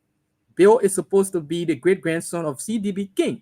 CDB King was charged with crimes for forced labor and slavery in our country, right? Being the president, he and his vice president was charged, right? That was a point in time where they had to resign, even though King resigned, even though his grandfather resigned and went off, but he was indicted still by a grand jury in Greenville, Sano County, where the crime took place. So the system's supposed to work as it is, right? So Bill should know about these things. He's supposed to know that these things actually, we should give the system a chance to work. So it's supposed to work. So let's give it a chance. It's not about delay or rushing and whatnot. Just follow the procedure and it's going to work. Perfect. So I think that brings us to the end of the show. So I remember I posed a question to you guys in terms of earlier before we got into the comment, in terms of given what you've seen, what you've read so far, you can look at it from either side of the equation, either from as a president, or if you were the new CBL governor put in. What would you do to rectify some of the mistakes we're seeing now, irregularities that we're seeing now, and restore some confidence in the CBL and subsequently in the financial system, the banking sector? Mr. Freeman. First thing, I believe the board is implicated. I do not want to believe that the governor was operating entirely on his own. Mm-hmm. So if you really want to correct the system, because implicated in a way, the board is responsible for oversight. And if you can be there taking $7,500 in regular audit and not audit but board fees, and you will not review and supervise the governor and find out what's going on, then you don't need to be on the board. So first thing, you have cleared that entire board from there. Secondly, Boyka continues to make appointment without consultation, stakeholder consultation. He did the same thing with the War and Economic Crime Court. He's doing the same thing with the Supreme Court Justice. And in almost every instance, he goes to Lofa and takes people from there. Supreme Court, he goes to Lofa, he takes people. UL President, he goes to Lofa, he takes people. MPhil or Chairperson, he goes to Lofa, he takes people. CBL, wherever, Supreme Court, anywhere, he just goes to Lofa and get people from there. Lofa operational. Yeah. So it's just nothing about competence, nothing about system. It's just plain greed. So that whole board needs to move. You get a better board. And for each and every area that you see has been weakened, you find out if there are regulations in place. If there are no regulations, you insist that they have to put in new regulation to cover. I really doubt that there are no regulations, because from my work with the FIU, I know that the central bank and the FIU have a lot of regulations that should be able to prevent these things. The problem is that people operate politically in Liberia. So even though they appoint you as a governor and they say you have independence, but when the president comes to you and say, or give the NSA $1 billion for security operations, people don't have the guts to say no, because mind you, they can move you. Remember how they moved the guy from LACC? They didn't like what he was doing, and they just went to the legislature and they rewrote the law, and he was out. So people have a feeling that even though by accent I'm independent, but if I don't say yes to these people, maybe the next day I'll be thrown out. But if you like me, I'll be very happy to leave. That's how I did my last government job I had. That's how I left. They threw me out, and I was happy to leave, because under no circumstance I was going to cooperate with other people to steal. So some people have to be willing. That is the choice you have to make individually, whether you want the government job and the money and the fame and maybe the prestige that comes with it, or you want to risk being removed from your job because I chose. Fine. If you guys want to remove me, fine. I'll be happy to leave. So that's the thing. So move that whole board, because they're not a board, because a board is supposed to supervise. So if you are there and the governor is doing anything and everything that he wants to do, including criminal acts, clear that board and do a stakeholder consultation prior to nominating. It's not because you are president, it means you own a country. No, you don't own a country. So when there are significant issues like who to go on the Supreme Court, who to head the University of Liberia, who to head the war crime court establishment, you have to consult with stakeholders. You can just go to Feasible or go to Vahum and just pick people from there. Thank you. Percy. No, sorry, I'm trying to bear with it. Say, can you go to Feasible with Vahum? But that's why that's what we see. He's right. He's right. No, I mean, the president is creating a pattern here, and people is becoming transparent. He's becoming very transparent now, right? It's a pattern of these things happening. So, I mean, you said the president is becoming transparent.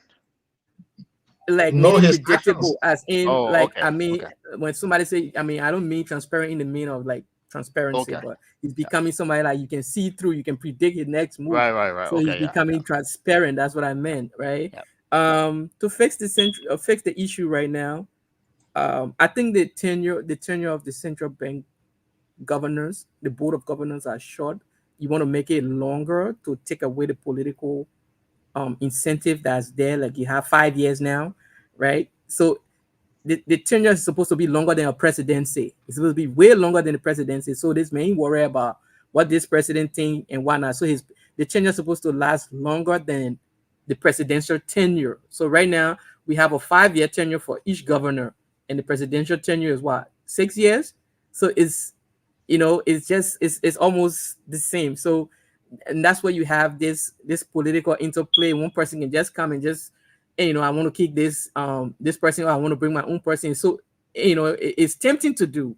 And so that's why people are doing it, right? But if you had a longer tenure, say maybe we make the tenure 10 years, right? We make and with that tenure come like serious vetting, like he was saying, the president should not just jump up and make these appointments for people from his clan or his tribe or whatever. You have to consult broadly and and put somebody that is very competent forward, somebody with the technical know-how and the expertise and whatnot. Nobody knew Aloysius Talu. You check up Aloysius Talu, he was an AML guy somewhere, yeah.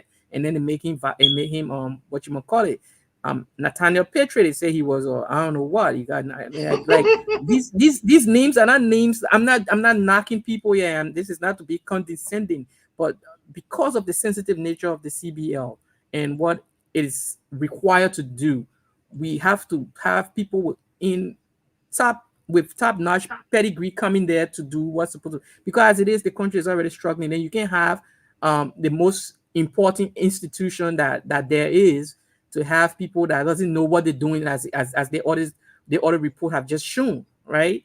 If people don't know what they're doing, you want to have people who actually are seasoned, they have worked this thing, they know it, right? And they will bring a competent team in board and all the technical know-how to reform this thing. So yeah, you want to do the board, but my thing is you want to extend the tenure of the board. I think 5 years is too short. It gave impetus to political influence, so you want to extend it maybe longer. That way, instead of bringing somebody from outside, right, or bringing somebody to. So if this governor tenure is over, you look within people, the other 5 members of the board. Who's next, right? Okay, this person has been on the board, because being on the board just does not just not being there. You know the inner workings, you work the board, you know the system, you know what to do and whatnot. So you have gotten institutional knowledge also. So you're not bringing somebody who come in and from bring the American thing in. So because I know the American thing, so you want to take somebody from within who has been there, who's seasoned, right, and promote them to executive governor and do the same thing over and over. It shouldn't be a case wherein you be bringing somebody new from outside. It should be the central bank governor should come from within. It should be somebody who is highly qualified with institutional knowledge, who know the intricacies of the Liberian economy, so to speak, and whatnot. And you bring them and place them there. And those are the people that should be on the board of governors for the central bank. And then you can promote one of them over time, but the tenure itself should be long, right? 5 years is not enough. It's very tempting, as we can see. There's history and there's pattern here now. Every president think he can just kick the central bank governor off because he have 5-year tenure. But let's say you make this guy 10 years, right? He's 10 years longer. He's 10 years. Your tenure in at 6. He still got 4 more years to go. You're not going anywhere. You have to work with it. But then that individual also has to be somebody that inspires confidence, right? And knows the economy, the Liberian economy, know the intricacies. I'm not talking about Monrovia and its environment. I'm talking about knowing the entire Liberian economy, how it works, and so to speak. And then promote from within. Don't do this new. If you want Percy Harry to be governor for central bank in the future, then start with me. Let me start on the board of governors, right? Let me start there, and then understanding the system, knowing how the central bank works and whatnot. Then in time, maybe when the most senior guys are already leaving, I will be in pole position because I've seen everything there. I know how it works. I know the economics and whatnot. I know whatnot. And then you can promote me to central bank government. There will be no question about my qualification because I know the institution. I am from the institution. You get what I'm saying? So that's what we're supposed to be doing. I think it fixed the leadership part of it, but I don't know as far as the other things that needs to be fixed. Yeah, you need people with more expertise. You need a good team on board, and that starts with the heads.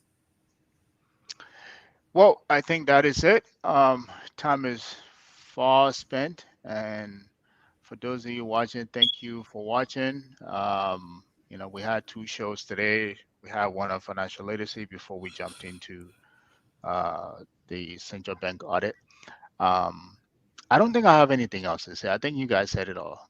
So thank you. We'll see you here next Saturday. And as we always say, regardless of what do you think those guys understand what it is to be a central banker, or they understand the economy or don't?